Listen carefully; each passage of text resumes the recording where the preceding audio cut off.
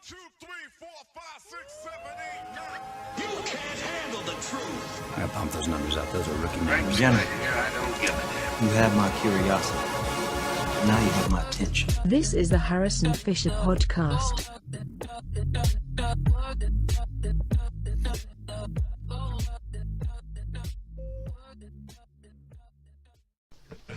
All right, and we're live. Thanks for coming on. Thank you for having me. Yeah, man. I wanted to bring you on because you're very seemingly online. Your online presence is you're an interesting guy, right? Thank you. I don't know how you feel about me saying that. I don't know if you feel like an interesting guy. A lot of people that are interesting don't typically feel that way.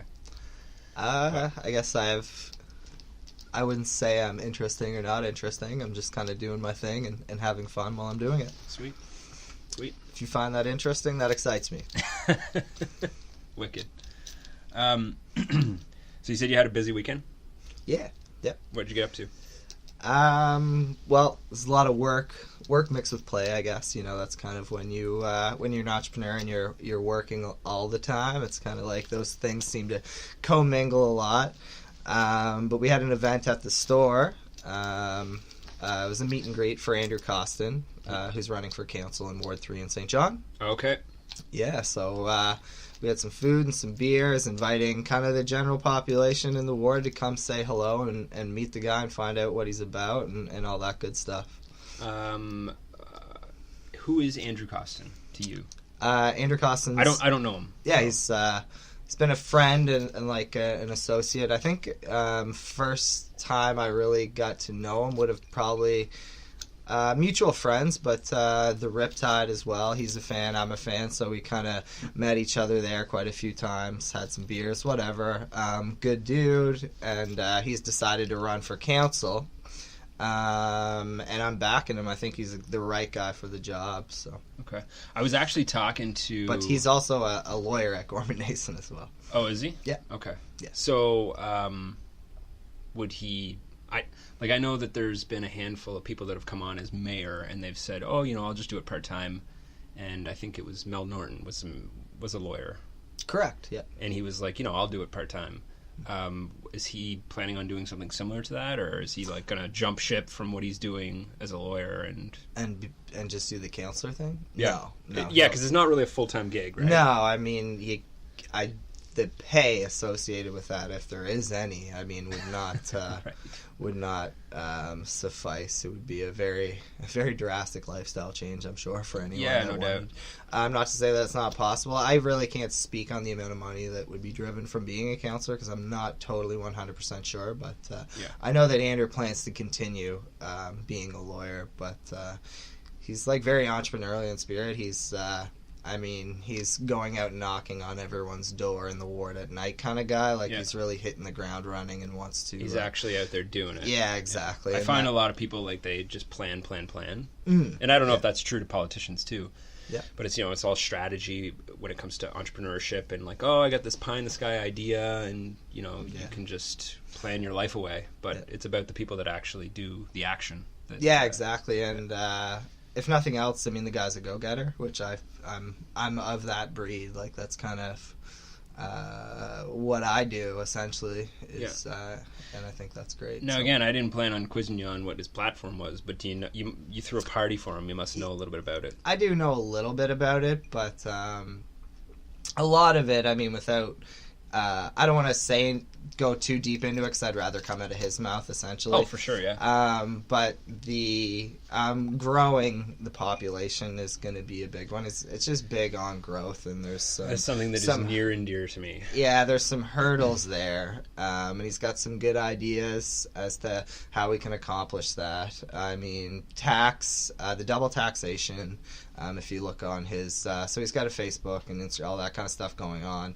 If you look there, you're going to find some information. But the double property tax is a big one, and that leads into the hindrance in population growth. And that's not just something that the city's experiencing. I feel like that's something that the entire province is experiencing. Absolutely, yeah. It's New Brunswick. I think we may be the only province doing it right now. If not, then one of the few. Yeah, exactly. I mean, there's So again, that's kind of I have a really good friend who lives in Moncton, and she bought a house in Moncton. She moved here from Sudbury, Ontario. okay. And she does all right as far as, you know, the money that she makes, and she invests it and does all that. But then at the same time, she's very interested in second properties. She had one in Ontario while she lived here in New Brunswick. She's since sold it, but she started looking at a few different buildings in Moncton, and there's 2 of them that are, you know, they're rock solid. They look great. They're in great areas, easy to rent. And then she went ahead and ran the numbers, and the difference in the margin between paying a double tax and not paying a double tax was literally the differentiator as to whether or not she would buy this property. And that seems to be the math no matter what. Like, people think, like, oh, you own a property, you must make all of this money. The thing is you don't realize you have to pay the mortgage on that property. And if that property is expensive, well, hey, that just cut right into the margins big time, right? Yeah. So, yeah, I mean, when you say there's people that skip right over the province and they don't even look twice at New Brunswick because of the double tax, I think that's absolutely the case. And for people that own property already, it's making it so that, you know, the property or the value of the property that you own today is stagnant, right? So Correct. Yeah. I don't know what a councillor for the city can do about that, because I think that's more of like a provincial thing. But Yeah, no, it is for sure. But it's just his he's addressing major like problems and that kind of thing, and going to bat and trying to really get the ball rolling as to how do we get around, you know, because that's a major one for the city as well. I mean, province and otherwise. But he's got a lot of good ideas, and what I really like about him is that I have full faith that he's going to do what he said he's going to do. yeah, Like, he's going to go hard, and he's going to do as much as he possibly can. He's not kind of beating around the bush or fluffing anything, which he's not pandering to yeah, constituents. and I don't know. I mean, I'm not involved in politics necessarily, Yeah. but I do find of a lot of like what I see is maybe like past getting not accomplishing what they said they were going to accomplish, or really like going full steam into it. Yeah. And I don't think he's just saying these things to try to get votes or what have you. Like, I think he believes it, and he's ready to go rock and roll and get this stuff done and do his very best, and kind of day and night, whatever it takes kind of guy, which that's, I mean, as an entrepreneur, that's kind of like my philosophy. Yeah. Is to get, you know, you Get it gotta done. Get it done. Yeah. Right? How old is he? He 30, I want to say like 33 or something. Like early that. 30s. Yeah, exactly. There's a guy, and his name is David, and his last name escapes me right now, but he is also running for Ward 3. Hickey. Dave Hickey. Yes. And he is 24, Yeah. which I find impressive to have aspirations of wanting to be in office, you know, at such a young age. Yeah. I haven't had a chance to talk to him yet. I actually called him on the weekend. I was supposed to talk to him about coming on the podcast. Cool. But yeah, I mean, like, I'm behind you 100% when you say, and whether it's Dave, whether it's Andrew, Yeah. whoever it is, like, they got to be a doer. It can't be someone who's, first of all, pandering, and then second of all, does nothing about it. The things that they, you know, the promises that they make, right? Exactly. The Trumps of the world. Yeah. But yeah, and then beyond that, like, when I think about elections and I think about campaign promises, like, do you follow American politics at all? I did. I don't now. Currently, Yeah. like, it's too much chaos. There's a lot of shit going on. Just like Yeah. But I mean, to a degree, you have to. You know. Yeah. Like, it's like there. And it's Yeah. frustrating and chaotic. But, Yeah. And they have a direct influence on yes, us, they right? do. Yeah. So, Well, they have a direct influence on the entire world, it seems. Yeah. You know. Yeah, But 100%. I did like follow it more than I do now, I guess is what I was getting at. But you turn on the TV and the news, anything Doesn't really, stop. it's there, right? Yeah. So Yeah. as a person, you kind of Yeah. Do you watch TV?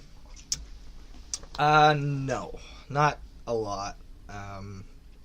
My TV watching habits are at night, and I watch a lot of documentaries or like just stuff like that. But I don't really have like a show per se. That like I've got a lot of friends and people I know that are like, oh, my show's on, kind of thing. I'm not Game really, of Thrones. I'm not that guy. I've never seen an episode of that show. Neither have I. Yeah. I'm on the same page. But like, when I'm sure you get it too, like, because you'll be in a social setting and someone will bring it up, and I'm just like, not a clue. Yeah. They're just like, what? No. How do you not know? And I'm just like, I just don't. So let me ask you about your clothing store, or clothing brand, I guess. Sure. And the store. Yeah. There must be a story that you tell when people ask? And what does that sound like? Yeah, What is it? for sure. So I guess from a really young age, kind of extreme sports world is where I was at a young age, skateboarding, snowboarding, all that. And that, I guess, has its own kind of style that goes along with it. And I was kind of involved with stores through that over the years. Yeah. Which one in particular called Elusive in Fredericton, a friend Did of mine. you work there? Yeah, off and on a little bit, and then I worked closely with the guy that owned it, Joel. Well, he managed it, I guess, but I think part owner. Anyway, he was a very good friend of mine, and kind of like probably spawned a little bit of like that into me. Yeah, like he influenced you a little bit. Yeah, to a degree for sure. And he, so I saw like what he was doing because I was with him a lot, and I saw like the ins and outs kind of thing, and it was all very interesting to me. So that was a good like door opener. And then I also, when I was younger, kind of like as this stuff is going on, I started a wholesale skateboard company. So walk me through that. So it was literally like, as I said, like interest in the industry. I was still skating and having fun, I've always been kind of like an artsy guy. Yeah.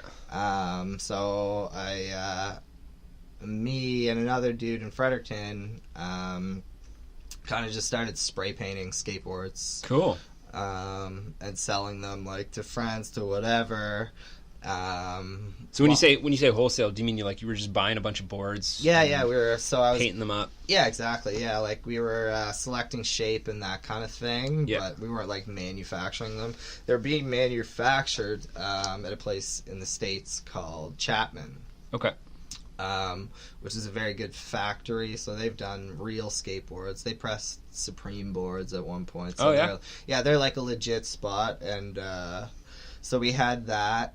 So we were getting them, and then they will also put graphics on them there as well. So that's kind of where that went eventually. But you got to get your cash up and numbers right, and all that kind of thing. So long story short, I mean, as far as that goes, we ended up growing that brand, and I kind of took it over by myself at one point, and I had, I don't remember, but probably like 10 to 15 accounts and stores that were buying the product. But it was definitely like a project of passion to a degree. Like margins were kind of thin, a whole bunch of travel. A lot of the accounts that seemed to do well were not that close, so I'm constantly delivering boards, throwing events, kind of. So I was all over the place all the time. Right. But as that brand grew, I got into like designing clothing for the brand, and kind of like, okay, so how do we make T-shirts now? And then so that aspect started kicking off, and then that's kind of like the story that led into Pristine. Basically, that's where I got like my hands dirty and figuring things out. And I got the travel and all that kind of thing that went along with it. Was like, I mean, I was young, traveling, owning a skateboard company for a living was sweet, but I wanted to like chill, and so I moved back. I was still in Fredericton while all that was going on, and I ended up moving back to St. John. Okay. And then opening Pristine, and then kind of that company, Artificial. Did you start on King Street? No. Okay. We started on Prince Edward Street, actually. Prince Edward Street. Yeah. Is that by the where the liquor store was there?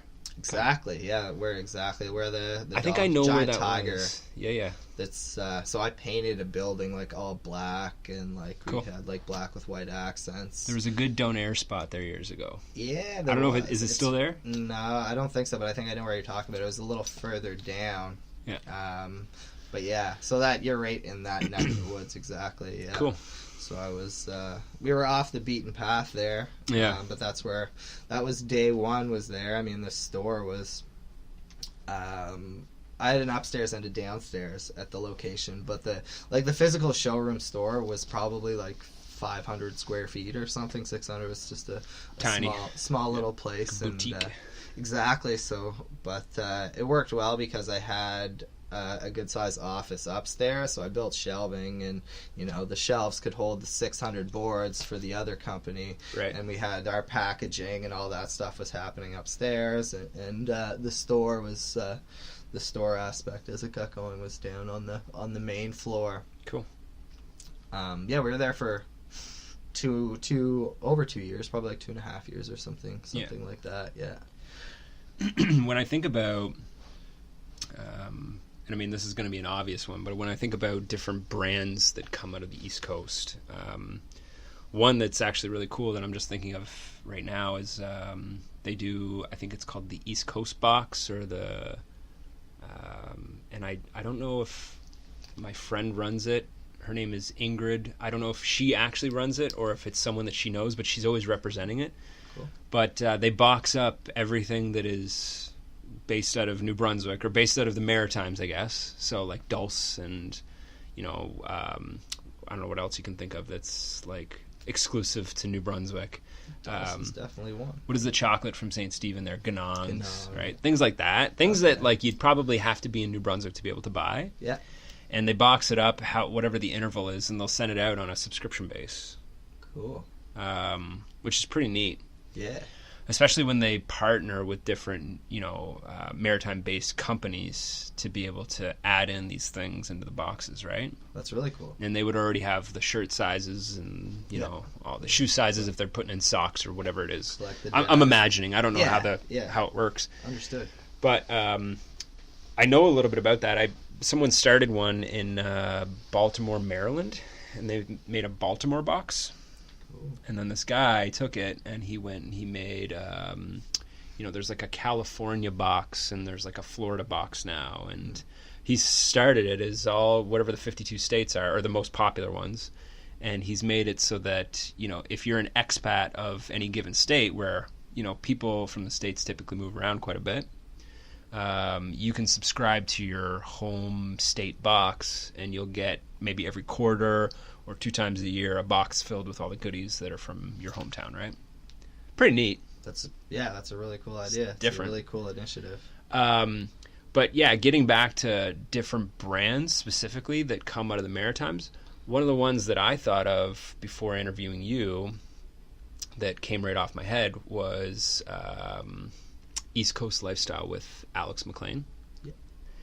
And so I was listening to this thing on the radio and they were talking about, I don't know if you've ever seen that Simon Sinek, Start With Why.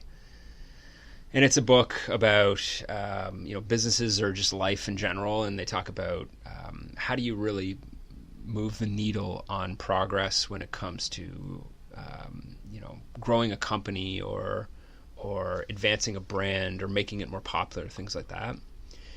And he says, don't start with the what, don't concentrate on the what, start with why, and everything else will follow. So he says, put purpose before profits, and that's when you really can grow a brand. And so I think about Alex McLean and his story. He came out of, what's the university? It starts with an A. Wolfville, I can't remember. Oh, Acadia. Acadia, yes, yeah. Comes out of Acadia, and he's shoestring budget, and he has this clothing store, or this clothing brand, and he's selling them out of the back trunk of his truck. And I guess the idea, his why, was so that people from the East Coast can represent the East Coast. Similar to this, the box that comes out of Baltimore or that comes out of the East Coast, you get to have, like if you're living out west, you can represent the East Coast by wearing your East Coast Lifestyle hoodie, right? So that's his why, and I think it says something to that effect on his website. So I did the same exercise, and I looked at your website, and I found something along the lines of, that it's to do with the urban lifestyle and kind of everything that's in tune with that. But there was no real solid, why. And maybe I just missed it. Maybe I couldn't find it. But, if you could sum that up, what would that look like? So, why? What's the purpose for me? What's the purpose of Pristine? Yeah. Yeah, what is the why behind Pristine, right? The why behind... Well, originally, on the... the why has changed a little bit, so that's what I'm going to kind of get into. But originally, it was when I moved back to St. John, I found that there was no... I couldn't find what I wanted to purchase in the way of streetwear here at all. I was constantly couldn't really find that, so that was kind of what led this place needs a store, and then that's what the original kind of was. It was a void in the market that I had found, and I had kind of talked to people about that, and I heard enough that people thought the same thing, so I wanted to create that here. So it's just repping good style, essentially. Yeah, it was but bringing something different here. It wasn't here at all, I found. The clothing world is huge, right? There's styles, and it's kind of everywhere, and I just found that St. John was kind of generic in their style sense, and I thought it was missing an element, which I was trying to create with Pristine, which we're kind of still trying to push the envelope. And now that we've grown,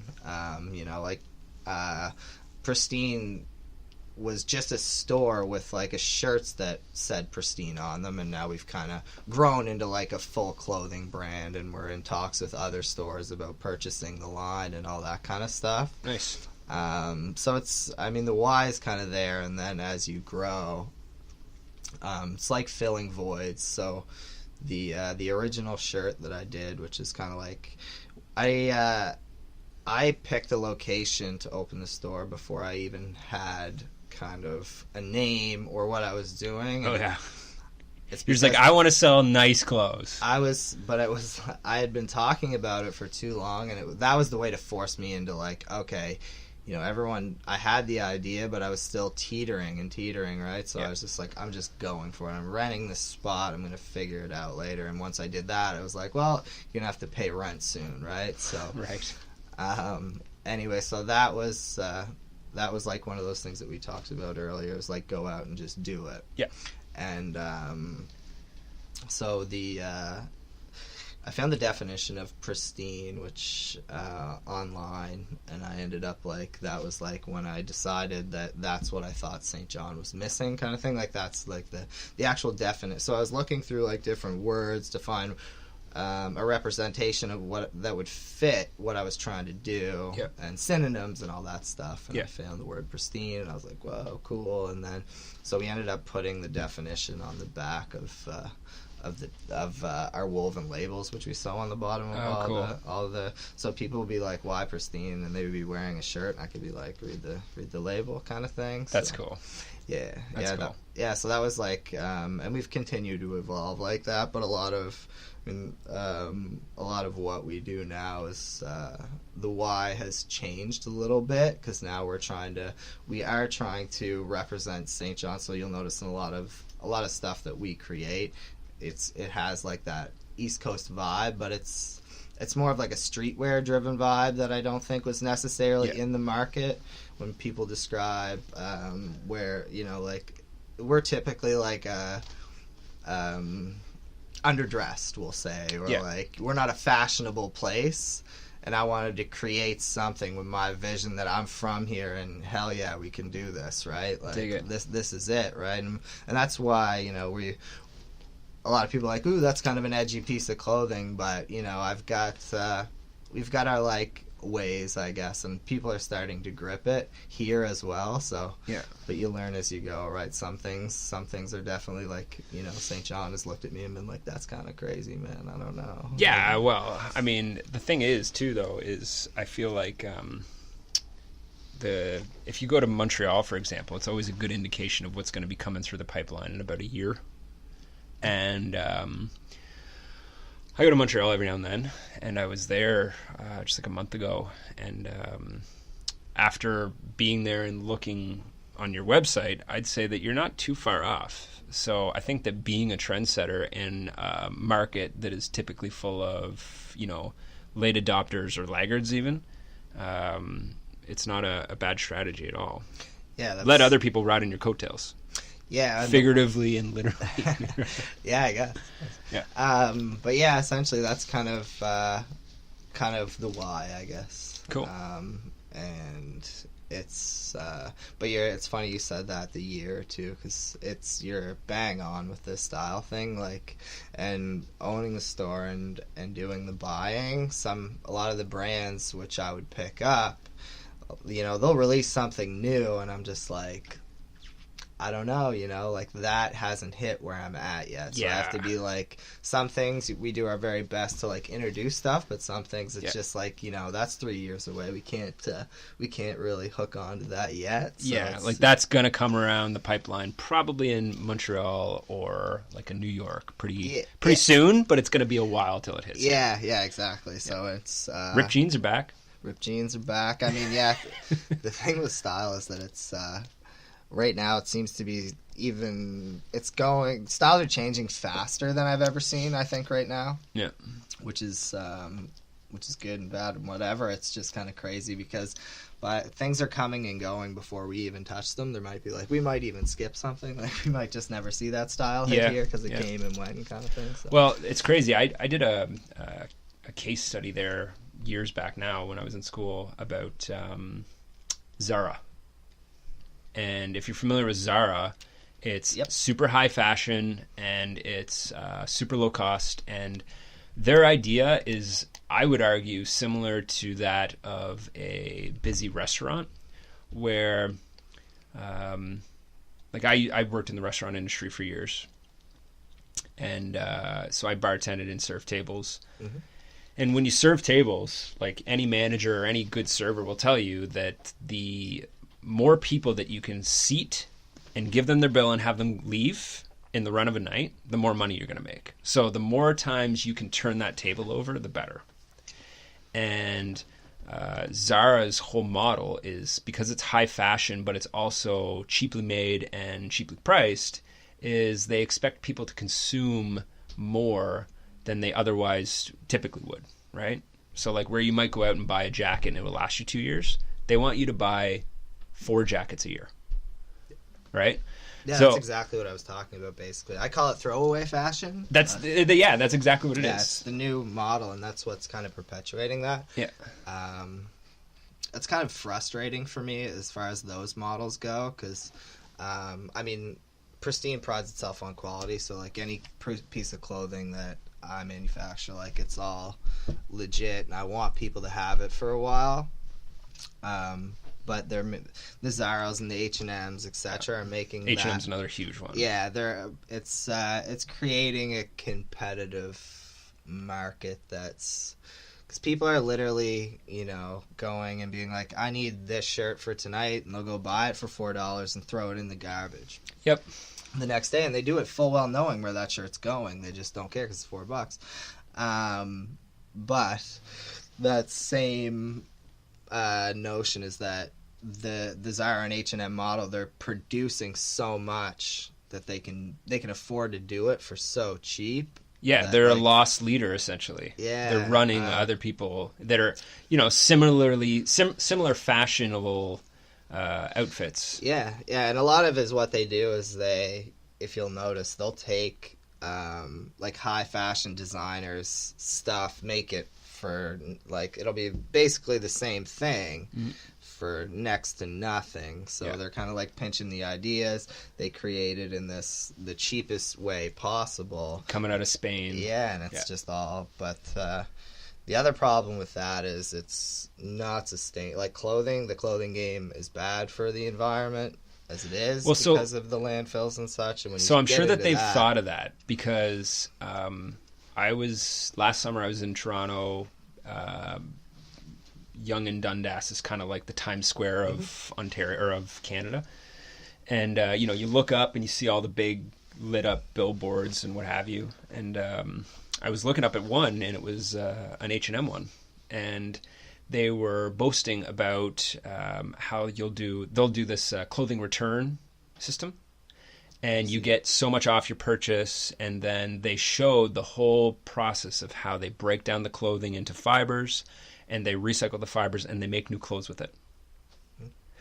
So I think that I agree with you. Like it's, the high fashion, high turnover model is probably pretty bad for the environment on a whole. When you count in the dyes and all of that, especially, and the polyester that doesn't break down. There's a few other things, but I think that's a cool initiative if that's what they've.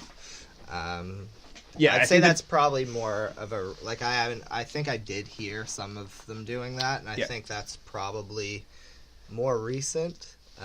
So I mean, they could have felt the heat coming from the general population about that, and then they're bobbing and weaving to stay alive. So I don't. But either way, if they're doing it, that's good. That's a good thing.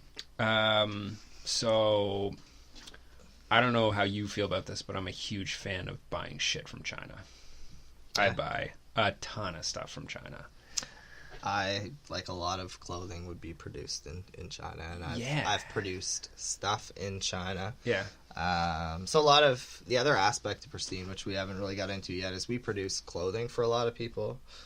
So like you make it, or you? We'll not produce, it's the wrong, but yeah, we see the product through end to finish for them. Start to finish, sorry. Okay.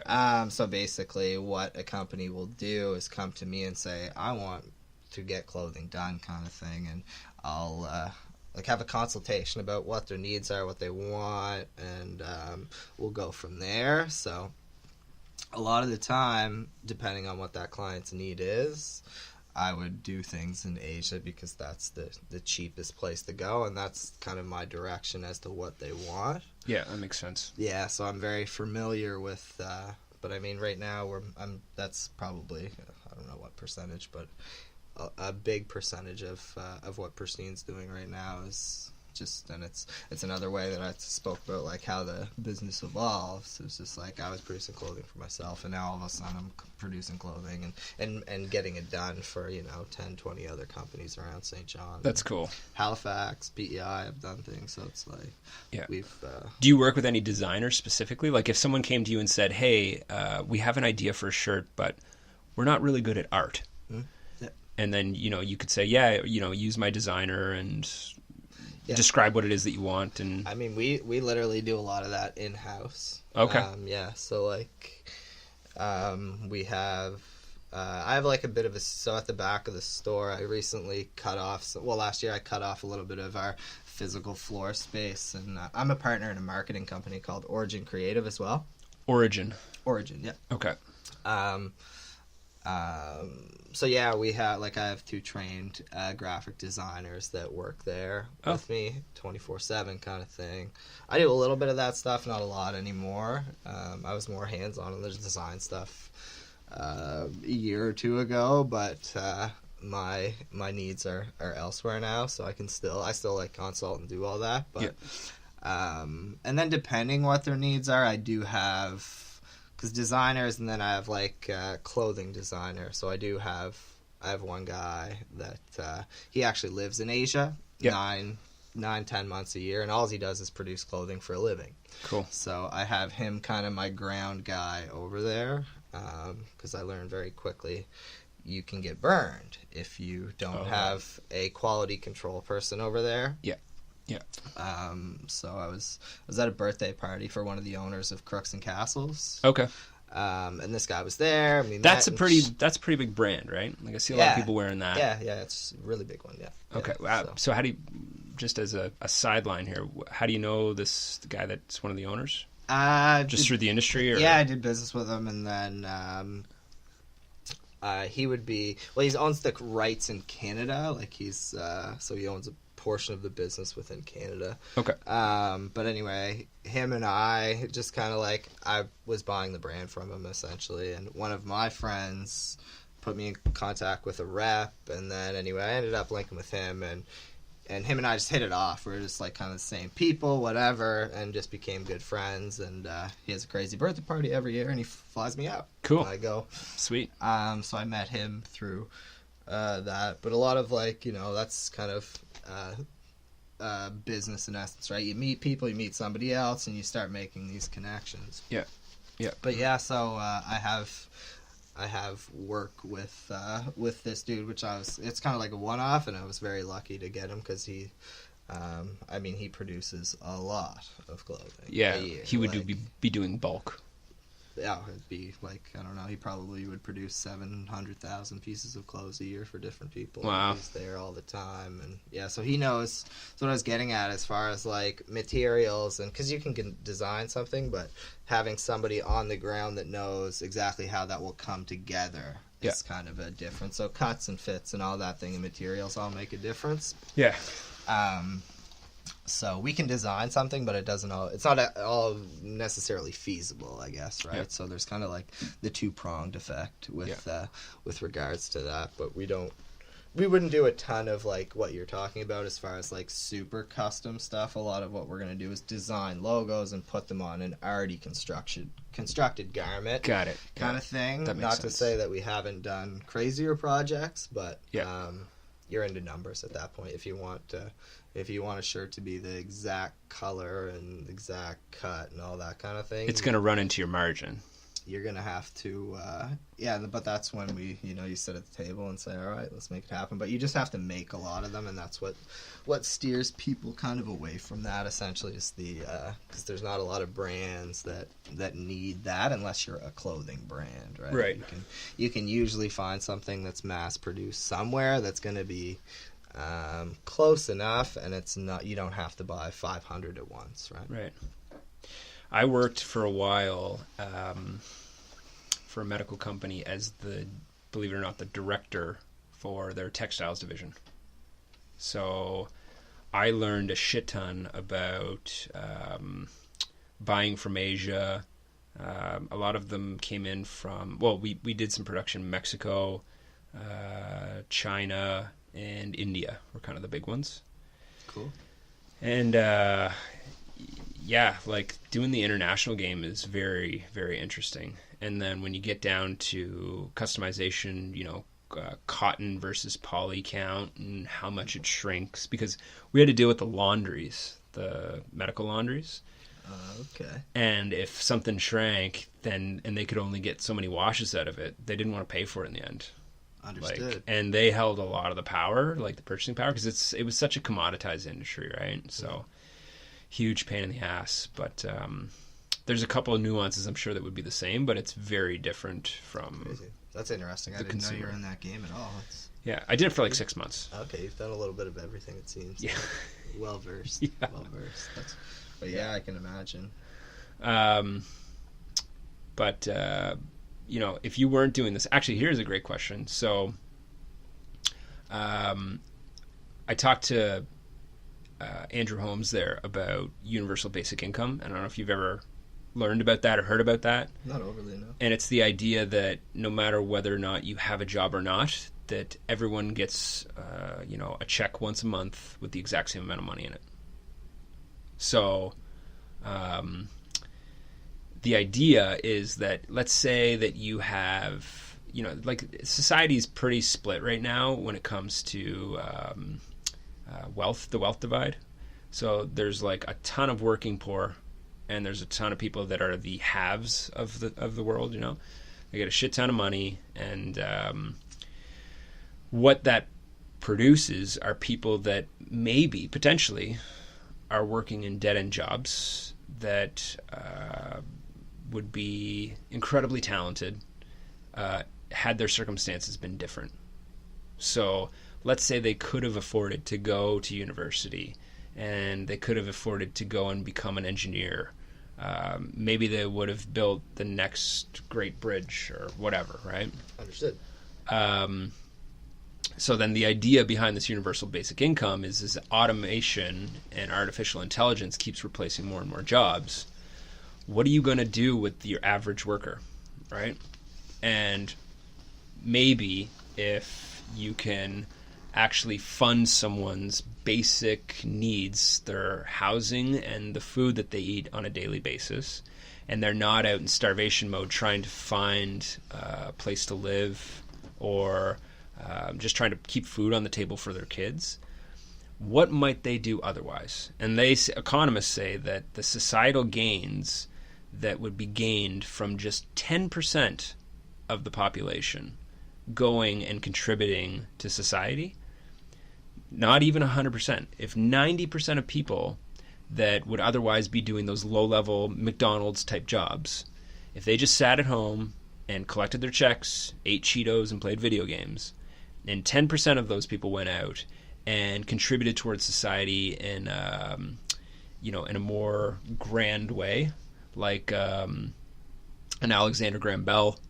I think he invented the telephone, right? So like all these great inventors, if only just 10% of society went out and thought about how they could contribute to the betterment of mankind, that the societal gains would far outweigh whatever the cost of funding that universal basic income would be, if that makes sense. Yeah, I get it. It's like kind of hard to believe sitting here, but that's this is a theory that is going on right now, and they're talking about it in Silicon Valley. Very interesting. Yeah. So I guess my question from there would be like, I guess as an entrepreneur, you've kind of already picked what it is that you want to do, in a sense. Sometimes I wonder about that, but yeah. Right. So, like, let's say that because I think that like money is obviously a motivator in there too, and you don't really talk about it, but you want to be controlling your own destiny as an entrepreneur, I'm guessing.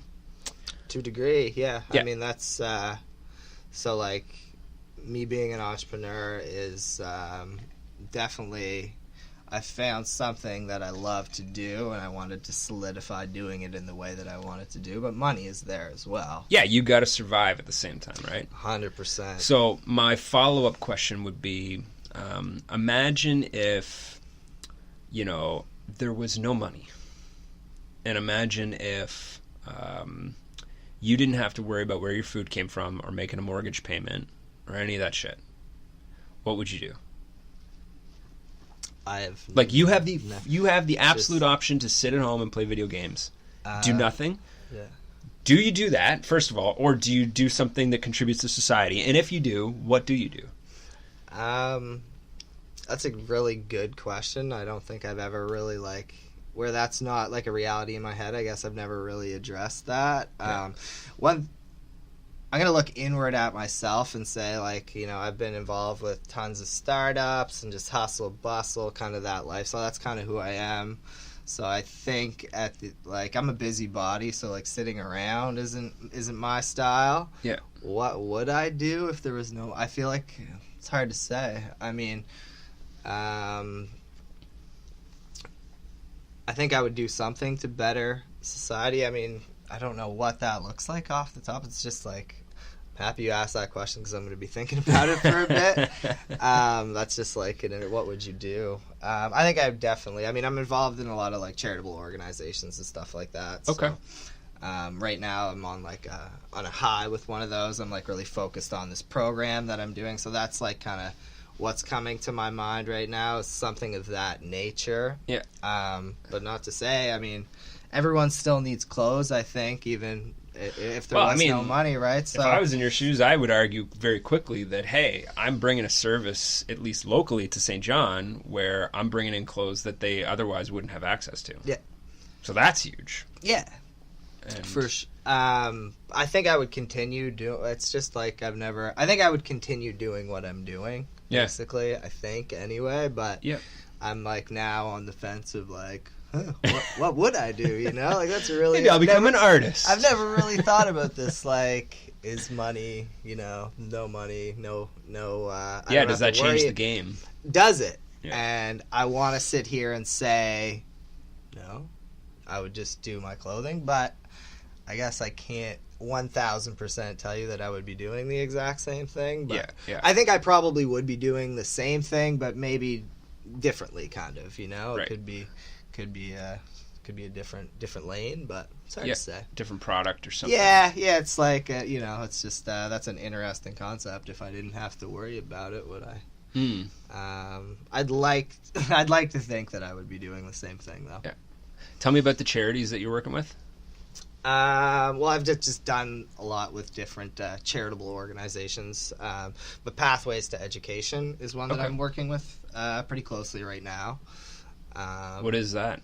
So Pathways to Education is it's Canada-wide, actually, but what they do is they find issues, well, particularly, excuse me, so St. John in particular was selected by the Pathways to Education Canada to kind of intervene with students going from grade 8 to grade 9. Okay. So St. John has a very high dropout rate in particular areas between grade 8 to grade 9. Really?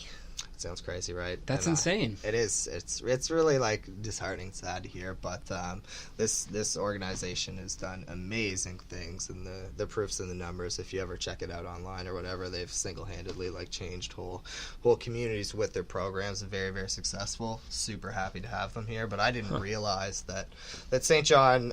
Some of the things I've learned with working with this organization, just numbers wise and things like that, are like mind blowing. But essentially, what they're going to do is intervene between grade 8 and grade 9, and they're going to follow these students through their high school career to try to get them, and I wouldn't say get them into university or whatever, but just prepare them for life in general, right? So Man, that is huge. it's a really, really good initiative. So So remember we were talking before about like sitting down and planning, and it's what do they call it? The planning fallacy, where you can plan so much that you just never get anything done. yes. When I think about, okay, so conceptually this sounds nice. They're helping kids, and their mission, their why, is essentially keep them in school, right? Yeah. What does that look like from a practical standpoint? What are they doing? What is the action that they're taking? What is their they're on, what I really find interesting is that it's a very case-to-case basis with them. Oh. And it's a very practical application that way. So like what I see from the organization is when I've worked with different kids for whatever reason, they will that they find like my expertise. These I can teach the student things. So I have a student that I work with and others in the past, but the practical application is to give them meaning through this and have them learning through my program if they can't learn at this school or whatever. So they're very like hands-on with coming up with unique ways to help these kids learn and find their purpose. Right. Because poverty is another huge one, right? And people getting lost in that poverty and losing their purpose and feeling like they can't go anywhere even if they tried.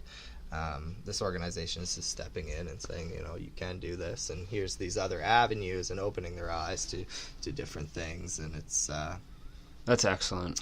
so it's a unique approach. I mean, I'm only involved in kind of like one segment. We've worked with many different kids through both companies, but they're like, what I can tell you is that they're not super like go to school, get straight A's, life is good. Well, so I think that's the problem. I think having that mentality is a detriment to I kids. couldn't agree with you more. So Yeah. the fact that I've been able to kind of like, I've always thought that was the problem. I wasn't the best student in the world, and I just Fuck no, me neither. I don't think that model of like, I think everybody learns differently, and I think if you don't embrace those ways and find more unique ways, everyone's gonna learn. It just doesn't mean that everyone needs to learn in that chair, in that setting. Yeah. Right? Yeah, find whatever that kid's unique strength is. Yeah, exactly. And just cater to that. Yeah, so that's what we're working with, and That makes me think, when I was in grade 6, you might find this interesting. When I was in grade 6, or maybe grade 7, the province came in, or the district came in with like a healthy initiative policy. Mhm. And they were like, yeah, we're going to get rid of the only thing that you could get that was still like a candy or sweet was chocolate milk, because they didn't want to do away with the milk program, right?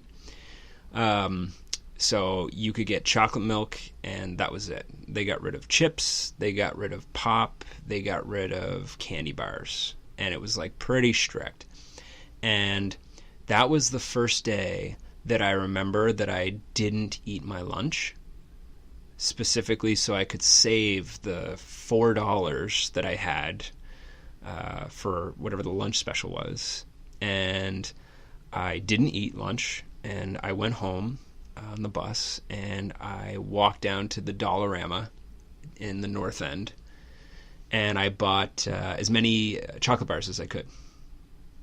And the next day I brought them to school, and I sold them for double the price. And Genius. yeah. And then from there, I took the profits plus my initial investment, went back, bought more candy bars, brought them to school.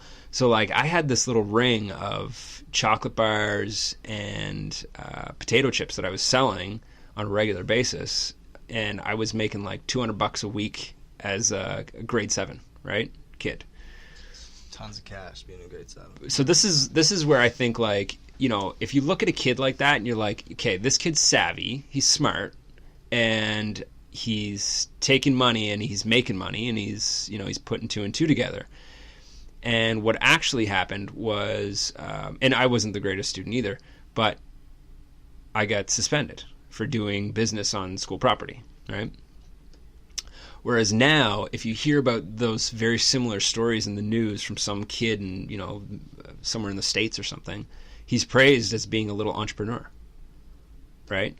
So it's like, well, what about when I was that kid, right? So I think about that, I think that for me, I feel like I was kind of pigeonholed as a bad kid when I was in middle school and high school. But when I look back on it, I think that, those types of stereotypes that can become of people who are in poverty and or who, seemingly are just bad kids, they can be fostered in completely different ways. They should be fostered in different ways. Yeah, exactly. Like, find out what is this kid's strength, what is his interests, and then work the education around that, right? Yeah, 100%. I totally agree with everyone's unique in their own way. You just got to kind of figure out what that is. And yeah. I see that as like a bit of a hindrance in our school system currently, I guess. I've been out of school for a long time, and I don't know how things have changed. Yeah. But I guess I do and I don't. Yeah. But I agree with that whole mentality for sure. Find that.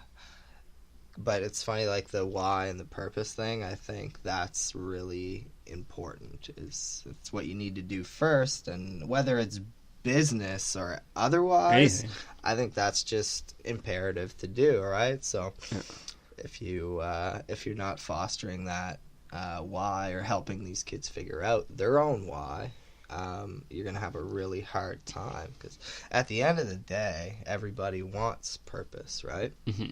And, I know with me personally, like just even in the last year, I've found purpose in different things. And it's kind of like snowballed into, leading me in different directions and all this kind of thing. But I think, it's you're bang on with that whole mentality of like fostering that and being okay with it and growing it. Yeah, because I feel like a kid, especially a kid, can be typecast. And I swear to God, I showed up on day 1, grade 9 at St. John High, and my homeroom teacher, I sat down, and she looked at me and Pierce Doran. I don't know if you know him. I do. Yes, you went to Milledgeville, right? Yeah. She looked at me, she looked at Pierce, and I think someone else, maybe Joe McLean or someone. Yeah. And she was like, I heard about you 3. So it's like, wait a second. So like, I feel like the school system can typecast a kid as being a problem kid, and then that's just going to follow them. Yeah. Right? And that'll follow them right out of high school. But I also like teachers have a very hard gig. Oh, they do. And working with these students now, I've now I'm starting to really see that there's good teachers and bad teachers too. I'm just like, some of them I find so easy to work with and so willing to help and all that kind of thing, and others I'm just kind of like, maybe you've been doing this too long. Yeah, you're just here for a paycheck, right? I'm just like, yeah, come on. But again, I mean, being a high school teacher it's got to be a tough gig. There's I wouldn't have want to been my high school teacher kind of thing. No doubt. You know, but I've had high school teachers after. Actually, my next door neighbor was a teacher of mine in middle school, and we were eating dinner. She came over here the other night and was sitting down at the table, and she's like, "Oh no, you weren't a bad kid. You were just bored." And I've heard a lot of teachers say that. Like I ran into a teacher in a bar, a high school teacher of mine, years after I graduated, obviously. And she's like, "Yeah, no, you were a good kid. You just did really bad things, and it's because you were bored." I was like, "Yeah, that sounds." Looking back at it, yeah, I kind of agree with that. Yeah, I've heard that before as well. Just that whole notion of like not getting the stimulation you need, so you're gonna go get it somewhere else, kind of idea. Absolutely. Yeah, and I think that's definitely. But again, back to like that whole like the schools, you're sitting in a classroom, learn this stuff this certain way kind of idea. I feel like is what can whether it's like I remember, I couldn't give you an example, but I remember kids like in school that were just the work wasn't like it, they could do it so well and stuff that they were like leaps and bounds ahead, but they had to still sit there kind of thing and be like, you know, I'm already done, I've been done for a half hour, and then they would get in trouble, and it's like even the smart kids are bored, right? Like yes, so yeah, the whole. And like kids now, man, like everything is at their fingertips, everything is controllable, it's configurable, you know. If you're sitting there and you're listening to a teacher talk, it's very analog, it's a one-way street. Yeah. Right? So, I mean, I don't know what the answer is to how to do that systematically, but it sounds to me like, you know, this group that you've gotten together with is trying to do that on an individual case-by-case basis. I think that's to a degree. That's a good... Yeah, it's not scalable. To a degree. But it's a good approach, you know. Yeah. But I mean, again, the way that I feel about the school system currently, I guess, is kind of like... I don't want to like throw shade, I guess, but I legitimately kind of feel like we've had the same model of schooling kids for like 200 years of kind of like the 100% sitting, and it's like it seems like it's one of the only industries that's not that it needs to like, but you'd think that there would be more changes that would have happened over the course of. We grow as society, we've got cell phones, everyone's attention spans have gone in different ways, but you're trying to rack these kids' brain in the same way you were before all this stuff happened, and that to me doesn't really make a whole lot of sense, I guess. I'm just kind of... Well, the thing to me is, like, you could argue every single teacher, or you could try to argue every single teacher is just as good as the next one, which is wrong. We know that, right?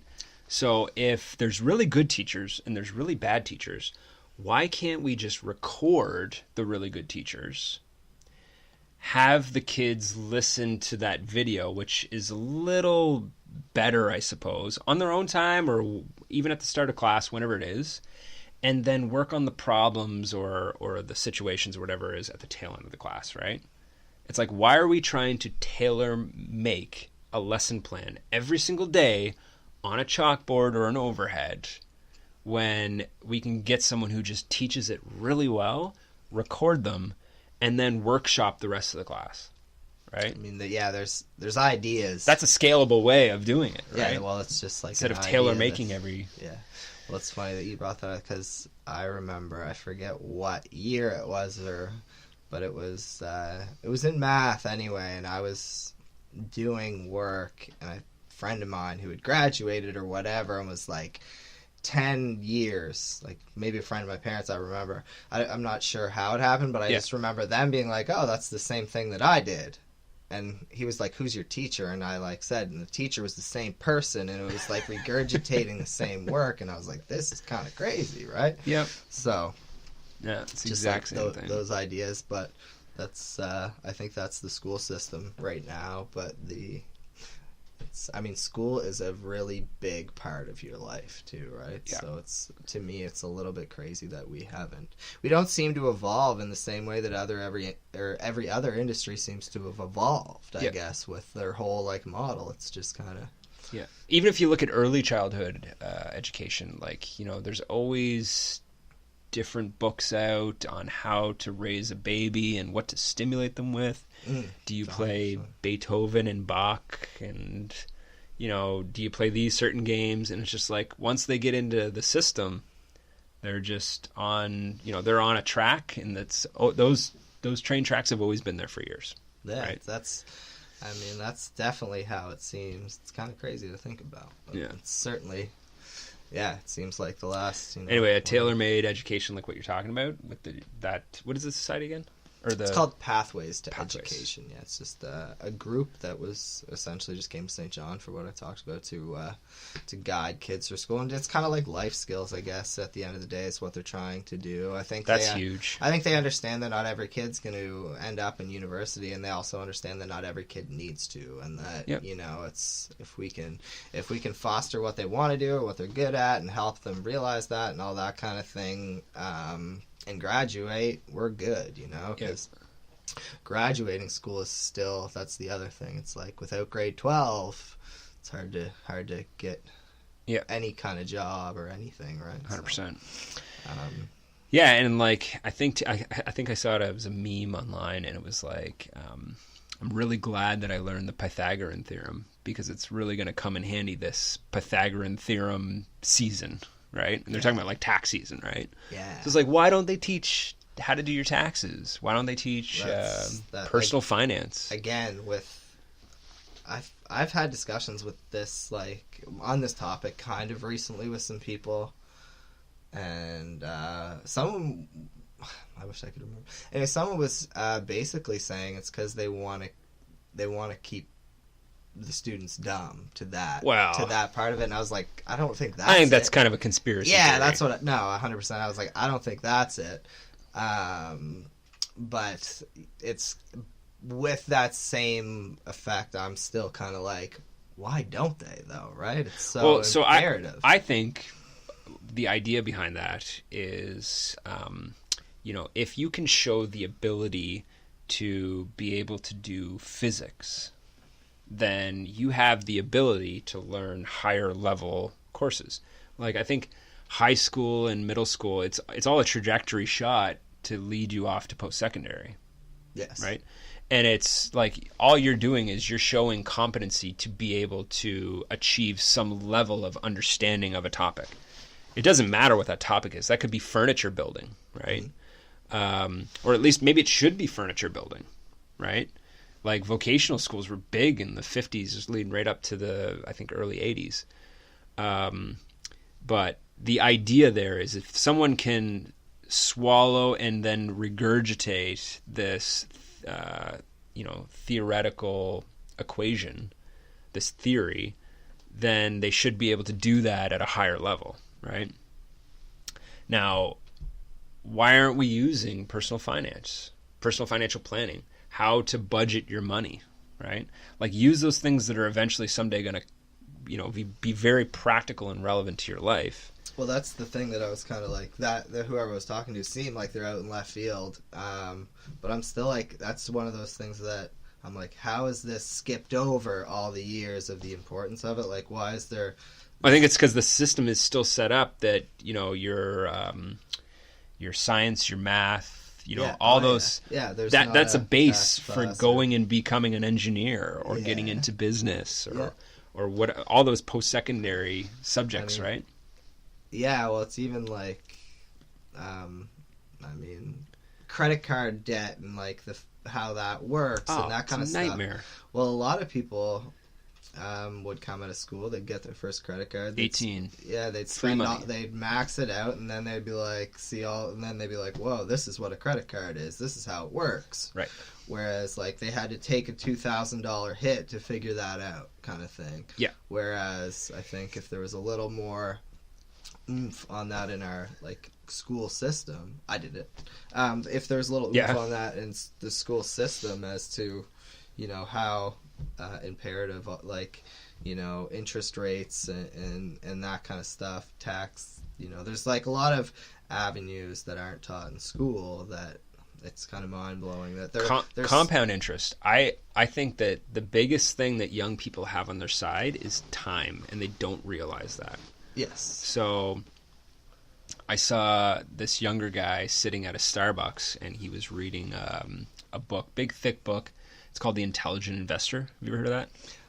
I have, because Warren Buffett's favorite Right. book is The Intelligent Investor. Right. Yeah, okay. Same, I've never read it. That's so, the book. but I that's own kinda- it. I haven't read. Well, I've skimmed through a couple different chapters. Okay.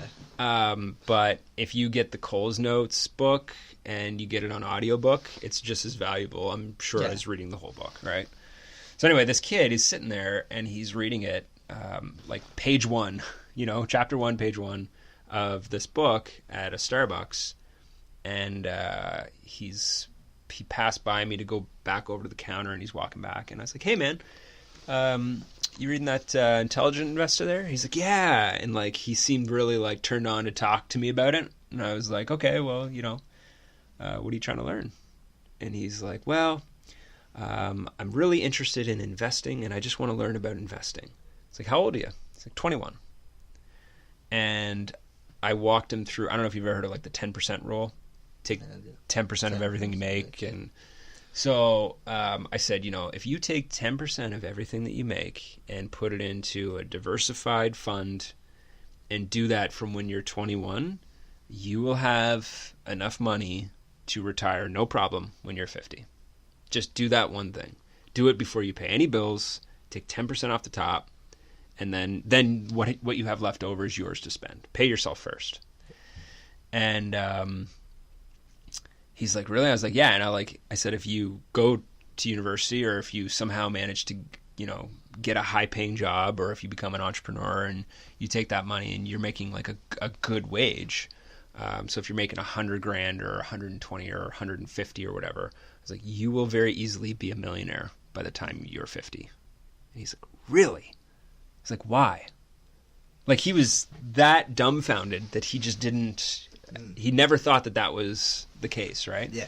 And it's such a simple rule. You don't have to read an entire book to know that. But if you're 21, time is on your side. If you're 30, there's not a chance in hell that you're going to be a millionaire by the time you're 50. Yeah. Right? Well, it's planting that seed early. Yeah, it's literally a 10-year difference. Makes a huge difference on the back end.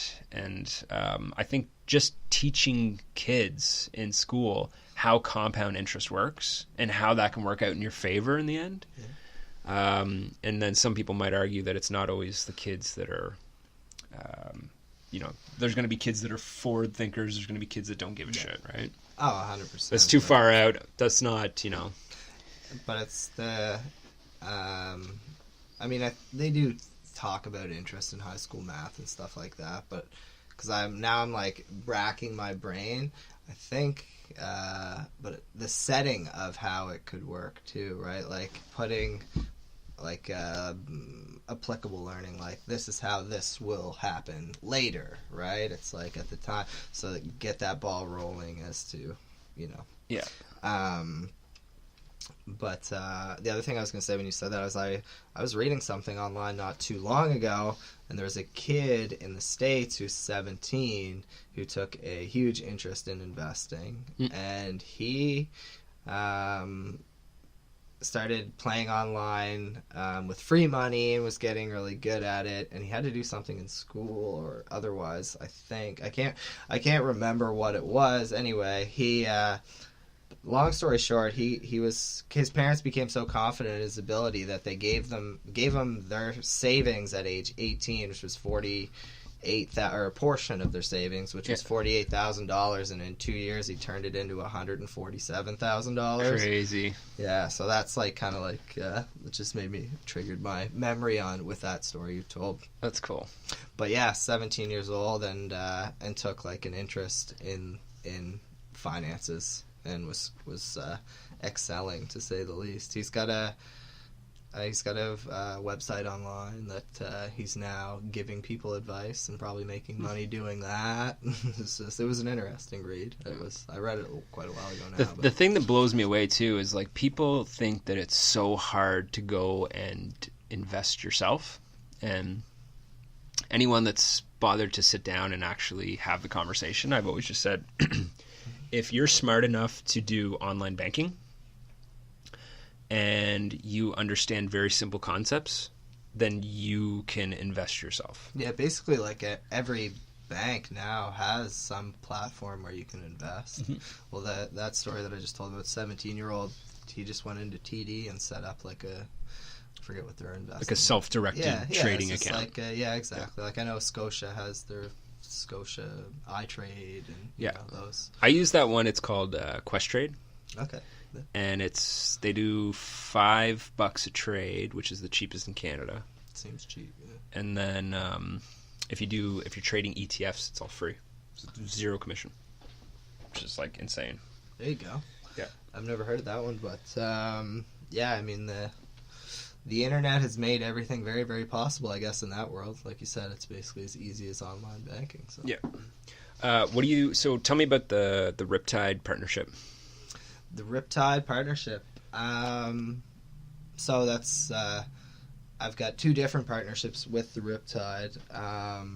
So we've most recently, so the Riptide had a bit of a changing of the guards. So they got some new leadership in now, and they changed the name from what was it? Mill Rats. Mill Rats. Yeah. So within the Riptide organization, they've recently had some new leadership, I'll call it anyway. But yeah, so we're doing the merch for them essentially, like how I discussed before about the design and getting stuff done. So that's one of the people that we're working with on that avenue that we have.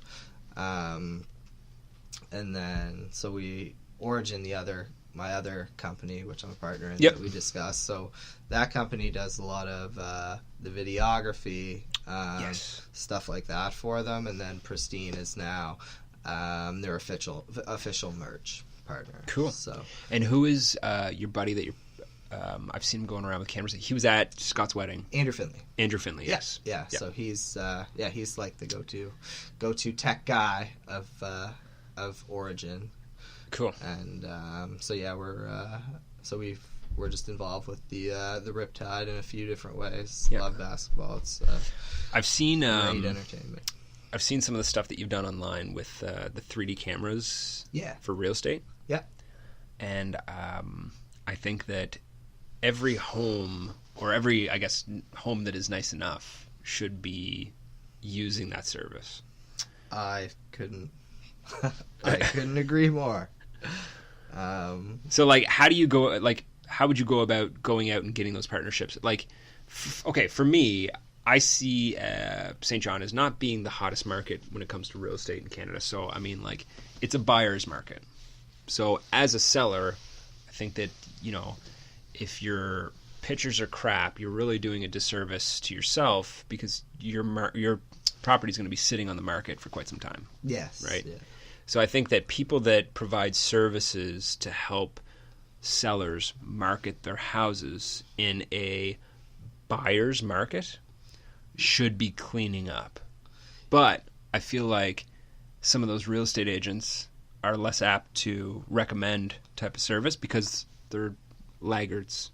Yeah. Well, it goes right complacent back. Or whatever.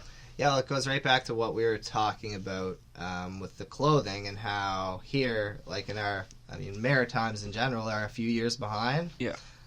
Seems to be the same way with the real estate. Like, we're not the first people to come out and pitch this 3D camera style walkthroughs, all this stuff for real estate. Obviously, I didn't invent this, right? But you know, here it's a harder sell than it should be. Like you're saying, you're like, how is it? But since it's new and edgy and it's computers and you know, it's just taking some time for everybody to get on board, basically. See, I think that I agree. I think that probably where there's a lapse there is the actual agents themselves, because how do you, as like providing a service like that, I don't know if maybe you want to describe it for anyone who's listening that maybe doesn't understand it. I've seen it, I get it, I know how it works. Yeah. Did you want to describe it? Well, I'm sure a lot of people have, but essentially it's creating a walkthrough so that someone can go through any space virtually, so that you can get a good sense of. So I'll use real estate example. Like, you can basically go check every nook and cranny without booking an appointment. You know, you can virtually walk through the house on any device, whether it be cell phone, iPad, computer, whatever you've got going on. And it's very intuitive. Yeah, like the little dots are on the floor, and you're like, oh, I'm going to go over there. Yeah, it's easy to use, and I mean, it's all. We're now into digitally tagging all the features of the home as well. So if there's anything important in that home that you may not notice or were wondering about, my example could be like a heat pump. This is such and such a heat pump. It's going to save you such and such amounts, right? So, here's the manufacturer. You click that, and it'll take you to that information. We've now figured out how to embed media. So now, like, if the agent that was selling the home wanted to have a button on the door to explain anything about it, or we can do that kind of. So it's becoming a very, like, when the technology came out, it was like a walkthrough, but now it's like a full meal deal. Like full integration. Yeah, exactly. We're the software we're using now is fully integratable with Google Street View as well. Oh, neat. Yeah, so that's a relatively new aspect to the business. So wait, so let's say I'm going down Charlotte Street on Google Maps. Correct. On the Street View. Yep. And you have, let's say, a property that is listed through real estate, through the what's the real estate thing there? MLS. Whatever it is. MLS, yeah. And it has a link to your 3D thing. So on Google Maps, I can walk into your house now? Not house. Generally, it's got to be commercial. Just because I think there's still. I think that is going to be possible, but I think that the whole just off the street into someone's home right now is probably like a lot of legal stuff going on with that. I think it's amazing. Yeah, but I'm sure it'll get there just because they're going to consent to it. So, but right now, commercial spaces, so restaurants, all that kind of stuff that we've done, we can just get it on there. But yeah, as it stands right now, if it's not like a commercial space, you can't. So if a restaurant wanted, their layout accessible through Street View, they could give you guys a call and you could have it listed for them? Yeah, well, all that happens is we go do our thing in there and we make the model, and then on the back end we make it so that it's a clickable link walking down the street. Wow, that is cool. Yeah. So it's it's just it's crazy, the technology. Yeah, I've heard of that, like geotagging, like you're walking down the street and if you have, or maybe it's through NFC, where your phone will go off and it'll say you're walking past a Dairy Queen and it's like, hey, it's 2-for-1 Sundays, and it'll go off on your phone, but it knows that you're walking past or whatever. Yeah, that's that technology is definitely out there and it's getting more and more popular. Yeah. With I think there was somebody working on a platform for St. John with that exact model that you talked about. I remember. I think they were working out of ConnectionWorks. Oh, cool. Yeah, they were, because I don't know. Could have been at an entrepreneur thing, or they might have. I'm sure you've heard of something along the way in your travels. Yeah, but that was kind of but they were working on like a St. John specific app for that. Like when it was probably because they came to pitch to me at the store, really. Oh. Anyway, I bet you that was probably 2-3 years ago now, but I think that's was. But they were working on doing that here, which is. That's interesting. Yeah. So anyway, talking about the market kind of adopting this technology. So I got an apartment building uptown, and in the South End, and like if you look at it from the outside, it's kind of like it's a decent place, but then when you walk in, it's like, wow, this place is like nice, super nice. And so when the first time that I ever had to list an apartment before I got a property manager.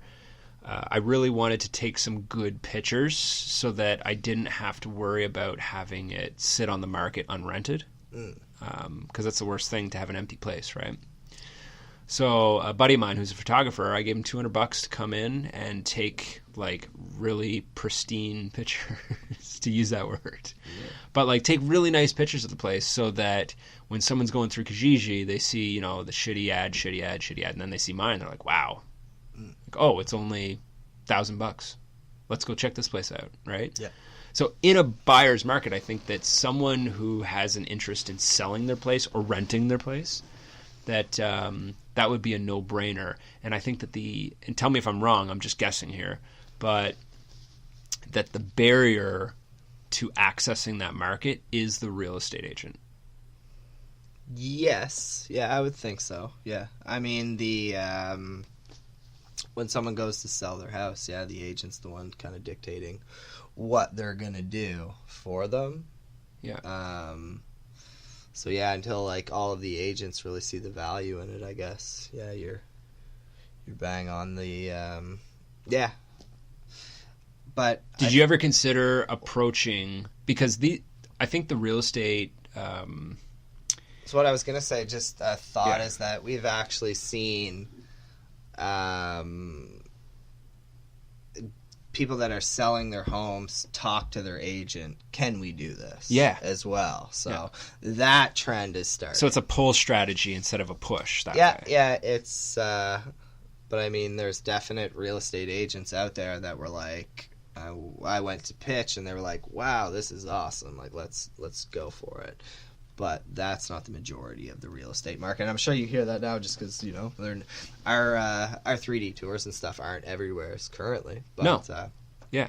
It's definitely, certainly I mean, not every single house isn't getting done, that's for sure. But maybe this is just my intuition and I'm crazy, but I think that if I were in your shoes, the first thing that I would want to do is go to find whoever the predominant real estate agency is in the city. Mm-hmm.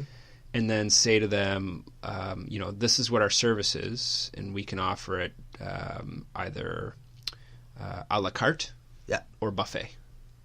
And this is what our buffet price looks like, where we charge you a flat fee, and no matter how much any of your real estate agents use it, we send you an invoice monthly. So, and it's in your interest to use it as much as possible. And now, you know, it can be something that is exclusive across every single one of your listings, and you have that as an edge against other real estate companies. People will choose to list with you, right? So we've done what you're like. I can't talk about my clients kind of thing now, but we do have.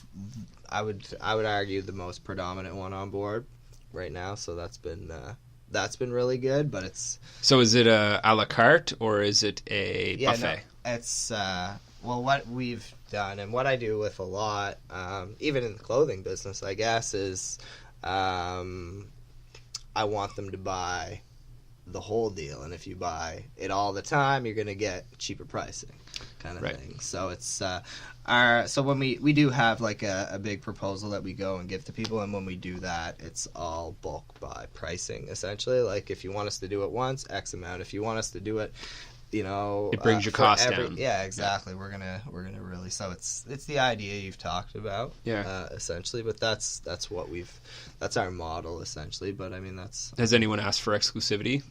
Yes, and I've refused. Good for you. Yeah, good for you. Yeah, I'm not. I wasn't at. It was early when we started the business, and we were doing relatively well, and we've got a client that's good, and we've got a few others that do business with us as well. But I'm not in the position to pigeonhole myself out of the gate, especially when I didn't know where it was going to go. You know, I wasn't just going to say, okay, this is an end-all, be-all right here, let's do it kind of thing. Yeah. So I'm confident in my selling abilities. I'm confident in growing the company. And if I did that, then nothing that I think that I'm really good at I'm going to be allowed to play with anymore, and I wasn't interested in that. Yeah. And the deal, not to say that I would turn that down all the time, but it wasn't. You'd have to give me a really big number to make that make sense for somebody like me. See, I would have been tempted to have that audacious pie in the sky number and been like, yep, if you want exclusivity, this is what it is. I kind of threw that out there, but at the same time, the number would have been so far from what they were thinking. Yeah. It would have been insulting. Right. So it was like, but It would have been a cool anchor, though, at least, right? yeah, and we're like, we've done well with what we're doing, and that I mean the particular group keeps me so busy that they almost do get exclusivity because they're like, you know, Really? yeah. So that was kind of how I played it as well. It was just like, you know, I'm only one guy. You keep me flying for this price. I mean, Keep me busy, and I won't be talking to your competitors. I won't be out there trying to get more if I don't have time to, kind of thing. And that was the angle I took. And but yeah, that's kind of my take on going. I'm kind of like a sky's the limit kind of guy, and I didn't want to take that deal. I guess I don't know. No, I don't blame you. And I mean, like, it would be relatively straightforward to hire an employee to take over that business and grow it elsewhere, right? Yeah. Like, Yeah, if they're keeping you that busy, well, it's time to hire. Yeah, I've got. There's a time and a place for everything, and you know we're still within the first year and a half, 2 years to getting this business going. And that's not the only thing we do either. We're like full graphic design. We do branding, Cool. photography, a lot of videography. So we have a lot of elements, and we're just kind of getting it out there, nailing things down, and I don't try to rush things too much. I'm like a get in there, get it done kind of guy and get to where we are. But I always, sometimes, there's like a time and a place, I guess. So once I tend to like slow down and take a look at my progress and try to find those avenues where I think we can improve and da-da-da. And we haven't got there yet with this particular venture, but Yeah. hiring people and all that kind of thing and getting it rocking is definitely on the table for sure. I'm excited to grow it that way. It's just I don't feel that I'm at a position where I'm gonna go all in like that right now. There's a few other things I want to kind of iron out first and then go from there. Dig it. Anyway, yeah, I think that, I mean, especially like I said, in a buyer's market like what we're in here in the Maritimes, not so much uptown anymore though. Have you noticed there's been quite a bit of movement on buildings uptown? Yeah, it's been wicked. I mean, there's lots of uptown there's right now there seems to be a lapse in, there's kind of low cost apartments, and then there's really high. There's not like a huge middle ground there. And they're peppered in between each other in a lot of areas too. Yeah, and to allude to the double tax thing, I think that's actually what's creating the lapse in the market. 100%. So I think if that double tax wasn't there, I think it's a lot easier to fill the mid-range. So I think that's what's driving it, and that's what a lot of young professionals are looking for. You know, they don't want to live in a dump, but they can't afford $3,000 a month. So, right. So it's so I think that if we can get that switched around in the game. But yeah, St. John definitely seems to things are moving up there. Yeah. I mean, Keith Partown is going to be done soon. That's going to be 25 new units. Yeah. See, my buddy there, Brent Harris, who I had on the podcast, he runs the St. John Tool Library. Yeah, I've been in there. I love that model. Super unique. It's a cool idea, eh? Yeah. I didn't really know much about it. I literally walked in there because I was like, what is happening? And then like I walked in and was like, can you just tell me what's up in here? And he did, and I was like, that is cool. Yeah. I'm into it. Yeah. And so he, like you, brings big ideas from bigger city centers, and he saw this working in Ontario, and he's heard of it working all throughout the States. And he's like, why not St. John? Why can't we have that here? Yeah. So he brought that here, and he's doing well with it. Especially, he's got an offshoot, which is like a build team where they go out and do community builds. Yeah, I saw that, and what I was really actually interested in that guy's model was the learning classes that he was like having classes where you could come in and learn how to build these, and I've built a lot of stuff, but I'm like pretty willy-nilly with my skills, and it's usually like, hey, like I'll get a friend who knows what they're doing more so than I do and give them a case of beer to kind of teach me. Yeah, exactly. That's just tribal knowledge, though. Like, how do we get a classroom going where we can actually learn this stuff? But because I'm interested, because I also own a few houses and stuff and store and whatever, so I'm constantly dealing with these problems. Yeah. And if I knew how to do more of it myself, everything becomes cheaper. Yeah, exactly. So, and I mean, I'm like, I'm not out here getting rich, so every little bit of that always helps, right? Yeah. So, and a lot of the time, I'll be like, I can do that myself. Yeah. Couldn't be more wrong. It ends up costing me twice Oh, the yeah. amount of money, kind of thing. And right? some people might tell you, too, like, stick to your strengths and hire your weaknesses. Well, that's kind of what I end up doing. Yeah. But I mean, not to say that I haven't. I guess I've learned that lesson the hard way. Let's put it that way, because I'm always of the mind that I'll be able to do it myself. Yeah. And then but I've certainly paid to cut some corners. Yes, before, yeah, right? it always goes that way. It seems to. Brent was talking, so I brought him on the show and we were talking about it, and I agree. He's like, I agree. Bless Keith Brito's heart. He's coming in and he's making these high-end apartments, and it's really turning the city around, and it's a good leading point. But he's like, where are the mid-range apartments? Who is doing those? Because it's not Keith Brito. No, it's not. He's gonna, like, you're gonna be paying $12,000 to $3,000 or whatever it is that he charges for really, really nice apartments. Yes. Which, hey, those are great, and those are needed in the city. Yeah. Especially when you're flipping space that was otherwise unused and dilapidated. Yeah. So I've seen a little bit of that from him, but like, who is coming in and doing those mid ranges?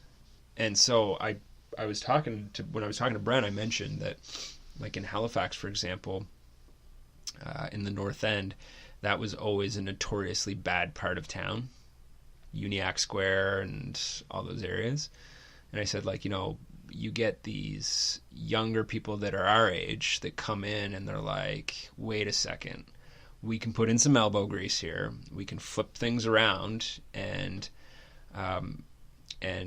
they've essentially started a little community of houses that I wouldn't have wanted to walk down the street in these areas 10 years ago, whereas today you'd feel super safe. Yes. Like, things have just completely flipped around. 180. So I've always asked the question, like, how the hell do you make that happen in St. John, right? Yeah. I don't know. I certainly don't have the answer. I would be a part of that solution right now, for sure. But but I definitely agree, just because most recently I've just had a lot of friends trying to find places that were of that mid-range, and they're out there. They're just not. There's not a lot of them, and when They go one hits quick. the market, they're gone. Right. Yeah. So, Yeah. I I was looking at a building on Charlotte Street, and it was a 4-unit, and I can't remember what they wanted. It was like, I want to say like $270 or something like that. And I was like, that'd be nice. And then I got my real estate agent to call the guy up, or the other real estate agent, and they're like, they've had 3 offers sight unseen in St. John. There you go. So, like, completely contrary to being a buyer's market, right? Like, that's something that you hear about in Toronto. But that's happening right now uptown.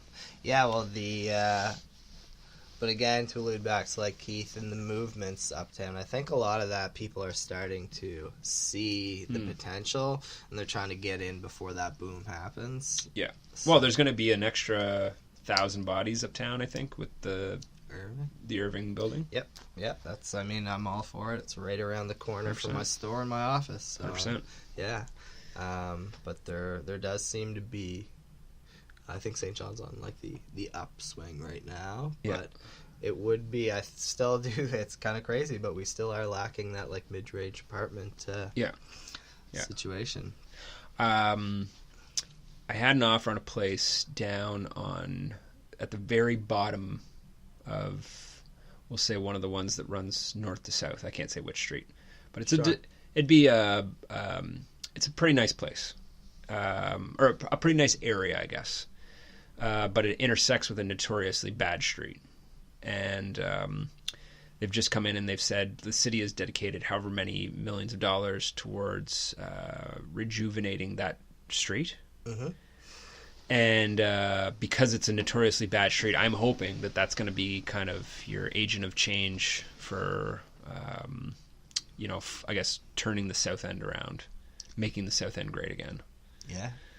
And then some people talk about like gentrification and how that, if you fix up all of the buildings, then all of the rents are going to go up and it's going to be unaffordable for those people that are living in those areas. And then it's like, That's a way to look at things. I don't. But what I would argue with that, and I used to say before, I used to say so, which is kind of a heartless thing to say.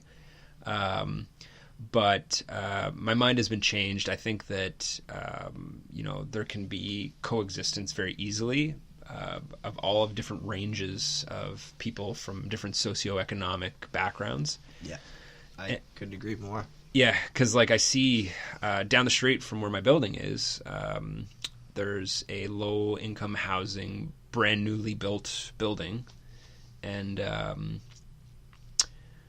my next-door neighbor, who is in a single dwelling, who has been there for like 15 years, she's like, of everyone who lives down here in the South End, she's like, that building and the people that live in it are, like, the people that live there are some of the most respectful people, and they clean up the grounds because they realize how nice it is and the good that they have.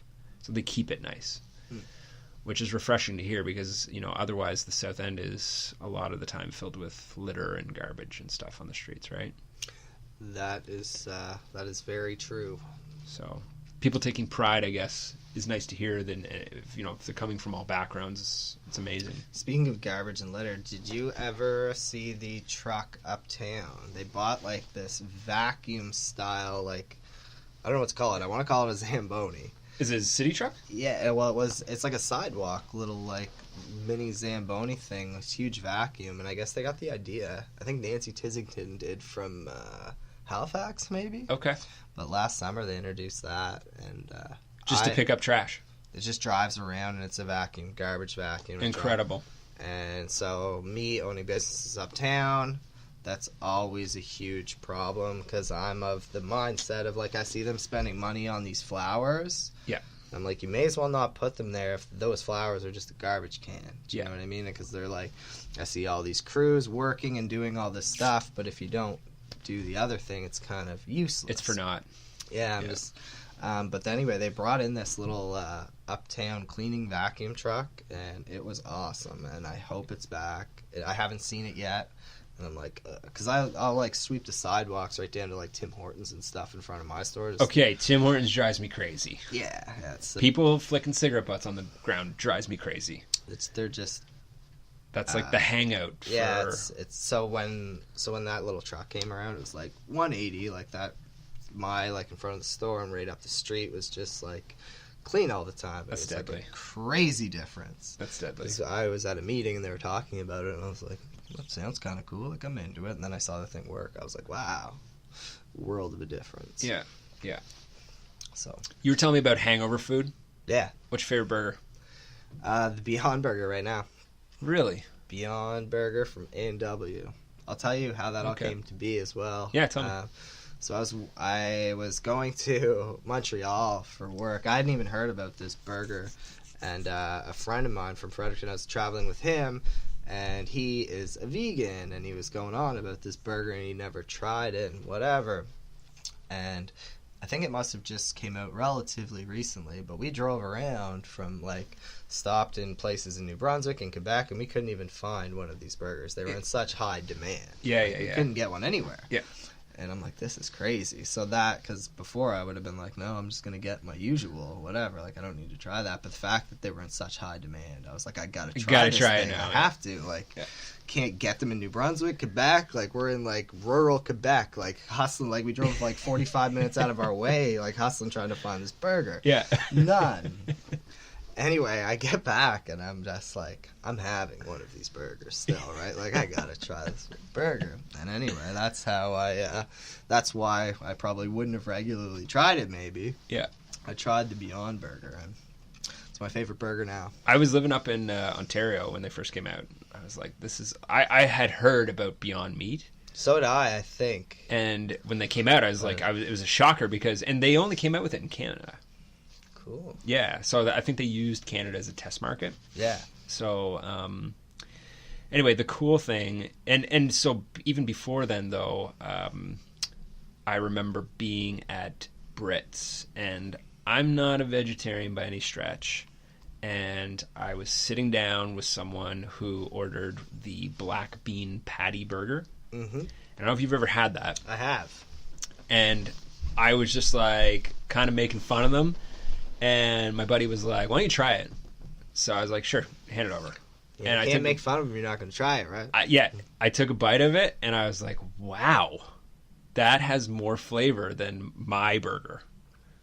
And now if I go to Brits, if I get a burger, it's going to be the black bean patty every time. Yeah, I've had it. It's really, really good too. So I know exactly what you're talking about. Yeah. Yeah. Yeah.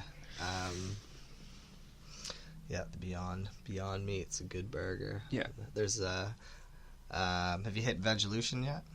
I have not. Is it Vigolution or Vegelution? I don't know. Yeah. Maybe I said it wrong. A guy that I wanted to say Vegelution because I've just been saying it like that, but yeah. I'm really not sure. A guy that runs it, his name's Keith. And, yes. He used to work down at the Ale House when I worked there. Yep. Yeah, I've met Keith a few times. Yeah. Yeah, good guy. Real good guy. Yeah. So, what's good on the menu? What have I had? I've had the burger from Vegelution. I've had the Donair. Okay. Donair, I think, was my favorite. Interesting. What else? How would you stack the burger against the black bean burger at Brett's? They're on par. Yeah? I haven't had the black bean burger like recently enough to really give it like you know what I mean? Yeah. But like they're both really, really good. But they have a lot of really good I'm probably gonna say this wrong. Halloumi cheese. Have you ever Halloumi? Halloumi, yeah. So they have. I had that. I'd never had that cheese before. It's amazing. But they had it like drizzled with some sauce. That was sick. As like an appetizer. That was really, really good in there. Yeah. I'm trying to think. The fries I remember being insane too, and I'm not a fry guy either. Like when I go out to eat, I never get fries. So that's like. But yeah, the plate. When it came, I was there a few times, and whoever I was there with, I was like, well, I got to try yours too because I need to try it. Yeah, never get the same thing. So that way you get to try two. Yeah, exactly. Yeah. So I've tried a few, and I'm also, let it be known, not a vegetarian vegan by any stretch. So, but all the food was really, really good there as well. So. Yeah, I think it's crazy, like the different shifts that are happening with people eating non-meat based stuff and what they're trying to do. And I don't know if you've seen this, but like they'll go out and they'll ask people, they'll do polls and they'll say, you know, would you eat a plant-based burger patty? And it's like, well, you know, maybe, kind of on the fence. Black bean patty, the first time I ever heard of it, I made fun of someone, right? And then someone asks in that same survey, they'll say, well, if it's meat, tastes like meat, feels like meat in your mouth, it is meat by all, you know, for all of its intents and purposes, but it's grown in a lab, would you eat it? So, like, what do you think about that? Have you heard about this? Yeah, I have. Yeah. Would I? 100%. Yeah? But I'll just try anything as well. Like, I'm that kind of food guy. Yeah. So that doesn't really throw me off. But I had been hearing more and more about it, kind of thing. Yeah. And I've yet to really like try something the lab style. I don't think that I've eaten yet. Like, have you? I haven't. I guess, would you? I guess is my. Yeah. Well, you do it. Okay. Like the way that I see it, I watched a video on it and someone was talking about it and they were saying that like they can put more nutrients in meat today than meat has. So it's like actual meat. Like no, like in lab grown meat, you can put like more iron, more calcium, more like whatever is, you know, the protein content even that is in regular meat, be it ground beef or a steak or a piece of chicken or something like that. They can now make lab grown meat that is more nutritional than regular meat. That doesn't surprise me hearing that either, to be honest. And like for anyone who takes supplements and they work out and they go to the gym and stuff, it's just like that's a no-brainer. Of course I would eat that meat. And if you can make it priced at the same as what beef is today, I think that, you know, global warming, it would take a huge shift, because a big contributor to it is the gas that comes out of cows' stomachs, right? I've heard that, yeah. Yeah. So it's like, it's not like the gas that comes out of cows' stomachs is a bigger contributor to global warming and greenhouse gases than is exhaust from cars. See, I didn't know that. Yeah. That's like mind-blowing. The methane that comes out of a cow, and it's actually, you'd think, okay, methane, they're farting a bunch. It's actually, they have 4 stomachs and they have to burp a ton to be able to process all of the grass that they're eating, or the grain or whatever it is that they This eat. must be a topic that you're like into right now. So how do you know that? Yeah. I don't know. I read about random shit. Yeah, so. for sure. No, I find this very interesting because, and it's the fact that we're talking about it right now goes back to my newfound interest in this Beyond Burger. So I'm like, okay, Yeah. crazy. This is like a new wave that's happening. It sounds like it's happening, basically. Yeah, I think from what so. I've seen. Yeah. I think the Beyond Meat, that's just plant based though. That's Yeah, it's just right, plants. okay, yeah. Do you know of any restaurants or wherever that are serving this new No. we call it lab meat? No, I know that the only company so that we're I'm not there yet then. No, we're not. Okay. No, I think that in like, you know, with clothing, like with anything, probably it'll be coming last to the Maritimes. For sure. But You know that's true. yeah, but Now I'm going to seek it out on my travels. yeah. Do you have any of this lab meat? So there are restaurants in California that are serving it now. Okay, cool. Yeah. But I What think it it's looks like like. I think it Does it look well, the same? I think that they've got the hamburger down pat because it's a bunch of mashed up meat. But when it comes to making a steak, like, or a piece of chicken, That was what I was wondering. Like, Yeah. am I getting a tenderloin that looks like a tenderloin? right? Because you need to match the protein strands, like, you know, the way that the steak runs, you know, and you cut across it, and it's a thin little piece of steak. I think that's going to be hard to do.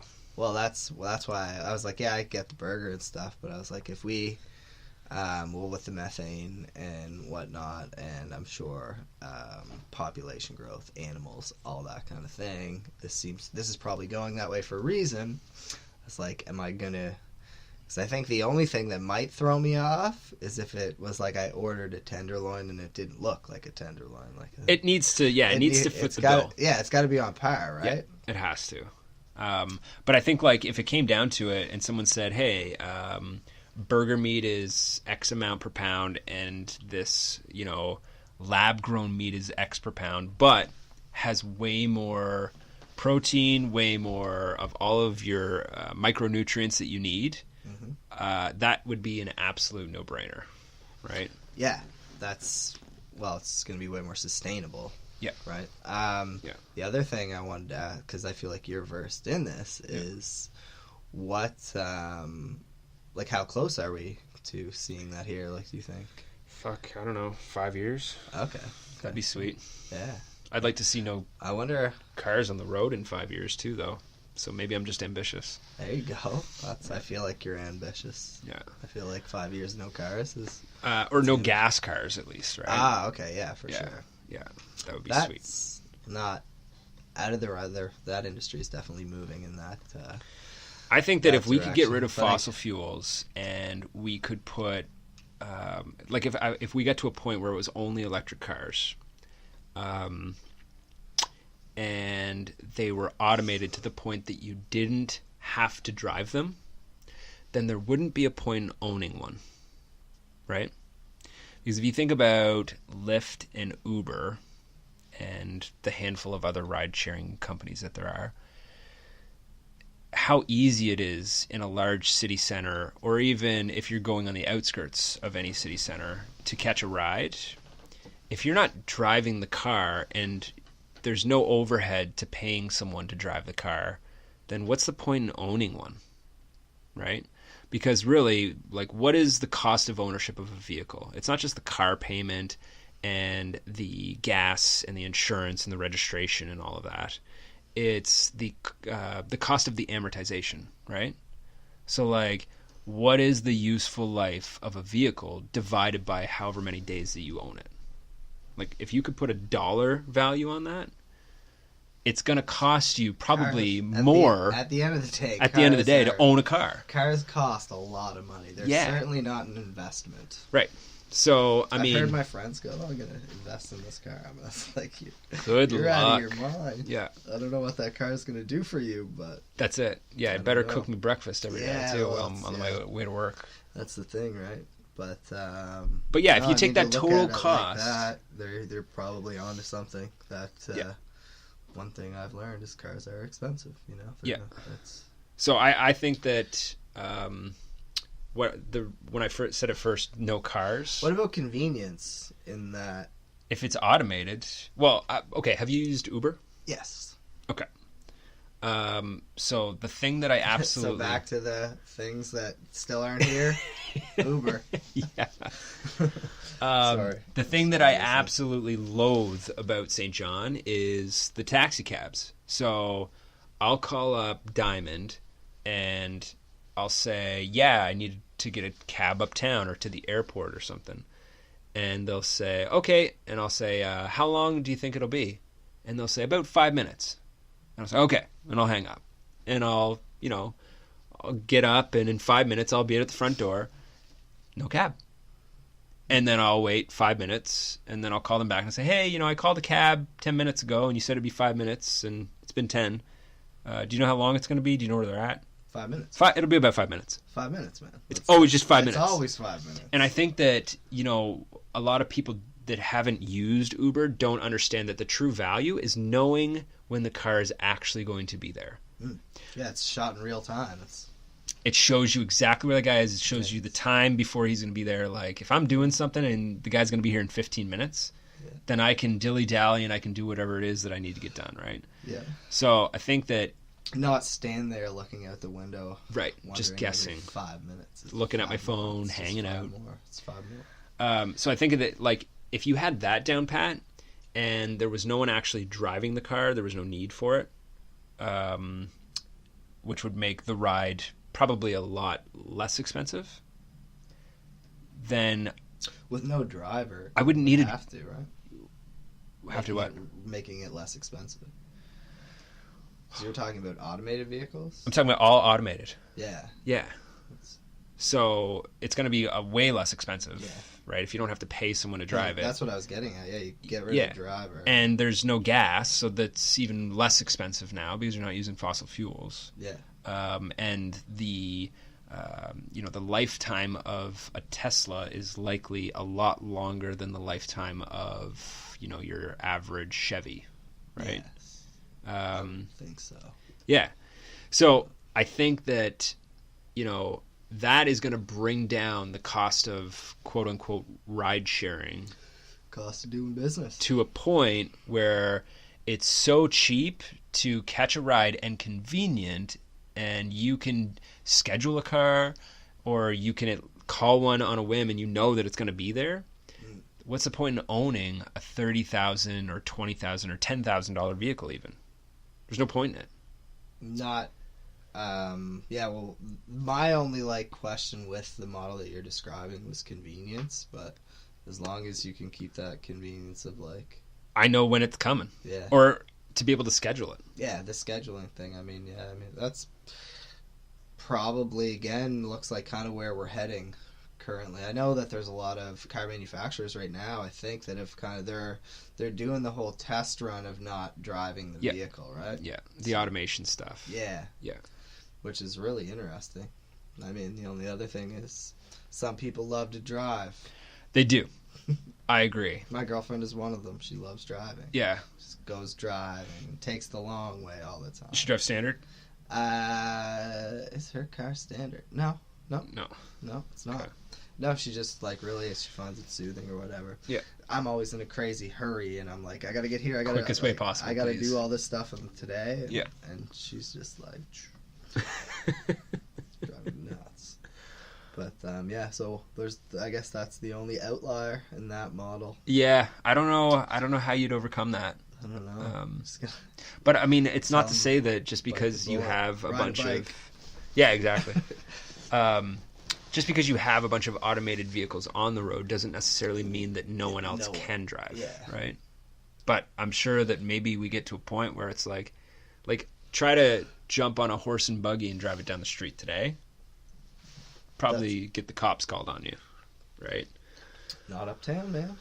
Let's see the Oh, that's buggies going true. around. We're That's still true. there. That's true. We still got this. Yeah. No, but I get it if as like a civilian.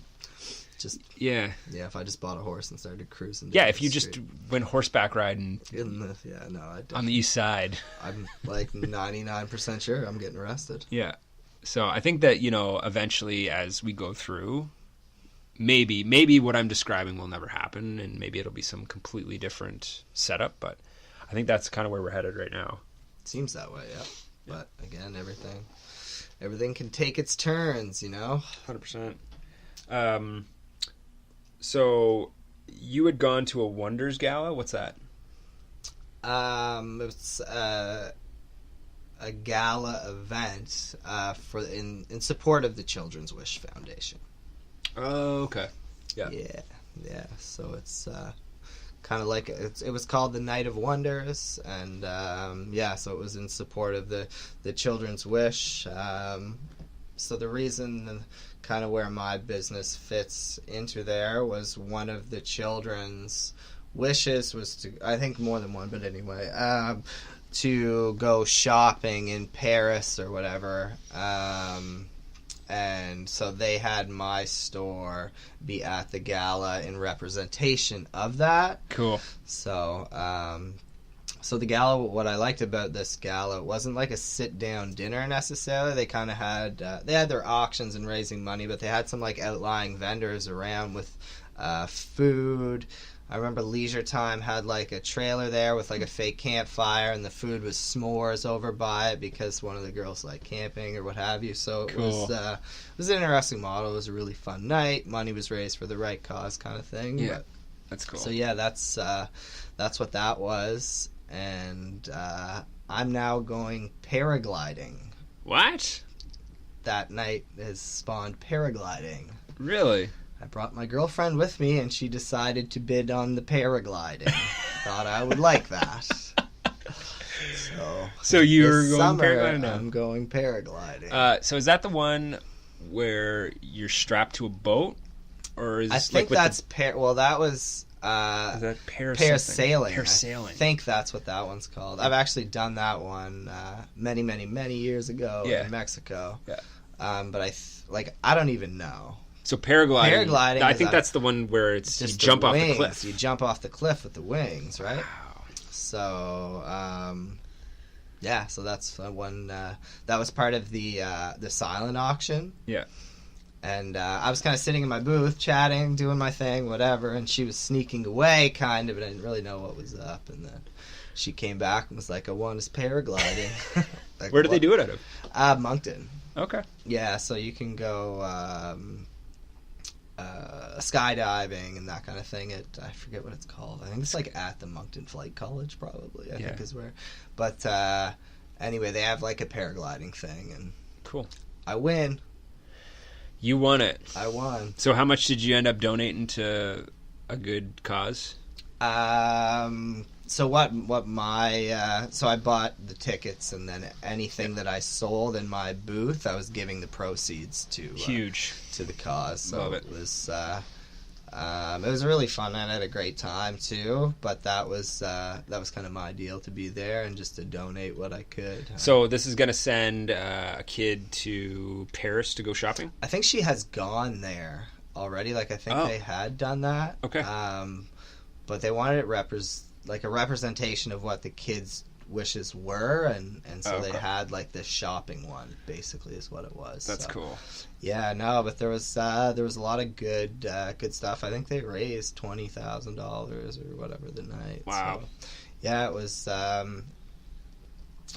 someone that works for them that I had done. It was actually I had I had a partnership producing clothing for a company, Civilized, actually, like a Yep. while ago. Yep. And someone that worked for them works for the Children's Wish now. And Okay. so when I was producing clothing and and doing the stuff, she was a contact point. And then so she had my email already and just said, hey, Harrison, we really would appreciate you coming and setting up like a pop-up shop, basically. And I've done pop-up shops. I had a pop-up store in St. Andrews at one point. Yep. I I think stopped into that one. I was down with that one. Nice. Yeah. Thank you. Yeah. Sweet. Um, What'd you buy? Put you on the spot. You motherfucker! You better have bought something. No, I don't know if Yeah. I bought anything down there, but I popped into your store there at Christmas time and I bought a toque. Nice. I And, remember seeing you wear that out, actually. Yep. Yeah. But I need to make it in there more often. I've been really busy since I've been back in town. I bought a house and we've been renovating it. Yeah, that'll do it. It has been Renovations. so much, and then just between flying around for work and all that, it's been pretty busy. And then What are doing you this. into for work right now? I don't even know. I know you. Yeah, I've had my hand in a few different things. Yeah, that's what I'm. For on and off, I'd say for the past about 8 years, I've been doing medical sales. I knew that. Okay. Yeah. And so I took a year Rumspringa kind of hiatus and did a little entrepreneurial endeavor there in Halifax. Cool. I'm into it. And sold my shares in it and got out. It just wasn't really what I had expected. And These things happen. yeah. And I'd rather, live it and learn it and understand it. Yes. And then having always just wondered what if kind of thing. Yeah. So from there, I went to Ontario and lived there for 2 years. So Southern Ontario, I lived in Burlington, and Cool. that was the 6-month stint that I did being the director for the textiles. Textile. Yeah. And then went back into the field, doing medical sales, outside sales to the hospitals. And we sat down, the fiance and I, and I just said, do you really want to live in Ontario? She said, no, not really. And I said, yeah, I miss my friends and family, big time. We went indoor skydiving, super cool. We went to a bunch of concerts, had a blast. But your everyday life, you're sitting at home, doing nothing, and if you want to call up a friend to go out and have a beer or something, you just can't do that, right? So we moved back, and I actually switched companies, and I'm with a company now that is tremendous. They're amazing, and I'm doing medical sales again. So it's all vascular access stuff, which is accessing your veins. 90% of patients that go into a hospital. You're back selling to the hospital. Yep. Okay, cool. Yep. So I've been doing that, and I decided to start this podcast because I said to myself, well, out of all this time that I spent in Ontario kind of feeling lonely and no friends and no connection, no family, if I do get an opportunity to get back to St. John and be able to work for a company making half-decent money and live a good lifestyle in that city, which is sometimes challenging to do, I want to really take advantage of the opportunity to be able to sit down and have good conversations like this, right? Nice. And why not record it? So that was the motivation. Yeah. So that's what I'm doing right now, and I always have something small on the go. So I got a couple little ideas that I'm going to be starting here in the next couple months. Nice. Yeah. Well, this is St. John's also the land of opportunity cost-wise kind of Yeah. thing, So it's usually functional. We were looking at a place in Ontario. It was a 2-bedroom bungalow, and they wanted $650,000 for it, and it was a fixer-upper. Needed a new roof. Oh, easily. Yeah, I've heard those. Those stuff. I had a friend of mine from Ontario at my house once. Yeah. And he was just kind of like, how? And I told him how much my house was or whatever. And What? he's just like, man, this is so. You have land here and stuff, and I guess I know that the price, but when you hear it firsthand or whatever, you're still I was still I like where I'm at. You know what I mean? 100%. And then you see like those dumps, like people in like Toronto and stuff. I've seen in the news recently. They're buying like a shed for $1 million and tearing it down and all this craziness. Yep. Yeah. Yeah. Yeah, there was a tiny home that went for sale. I think it was like, I want to say it's like 400 or 500 square feet, and they sold it for $200,000. Tiny home in Toronto. I mean, to get a $200,000 home in Toronto is like bargain basement, Yeah. but a 400 square foot shed would be maybe 2.5 of these rooms that we're sitting in. It's just brutal. So That's a lot. anyway, that's it, man. We've hit well over the 2-hour mark. We're 2 hours and 4 minutes, and we try to cut these off at 2. Cool. So, do you want to give any shout outs? I don't know. I've never done that before. Yeah. Do you want to plug your store? What's the address? It's about midway up. The store could definitely use some love. 56 King Street, Uptown, St. John. Yep. Between the Acadia Broadcasting and Tim Hortons. I Okay. mean, it's basically dead center of the city. Once you're there, you'll find us. Sweet. We're out there, yeah. As well, the 3D, any marketing things anybody needs, hit me up. Yeah. We're full branding, as discussed, videography, 3D stuff, whatever you need, we can do. I'm kind of a one-stop shop that way, actually. So Dig it. yeah, All right, man. Cheers. thank you.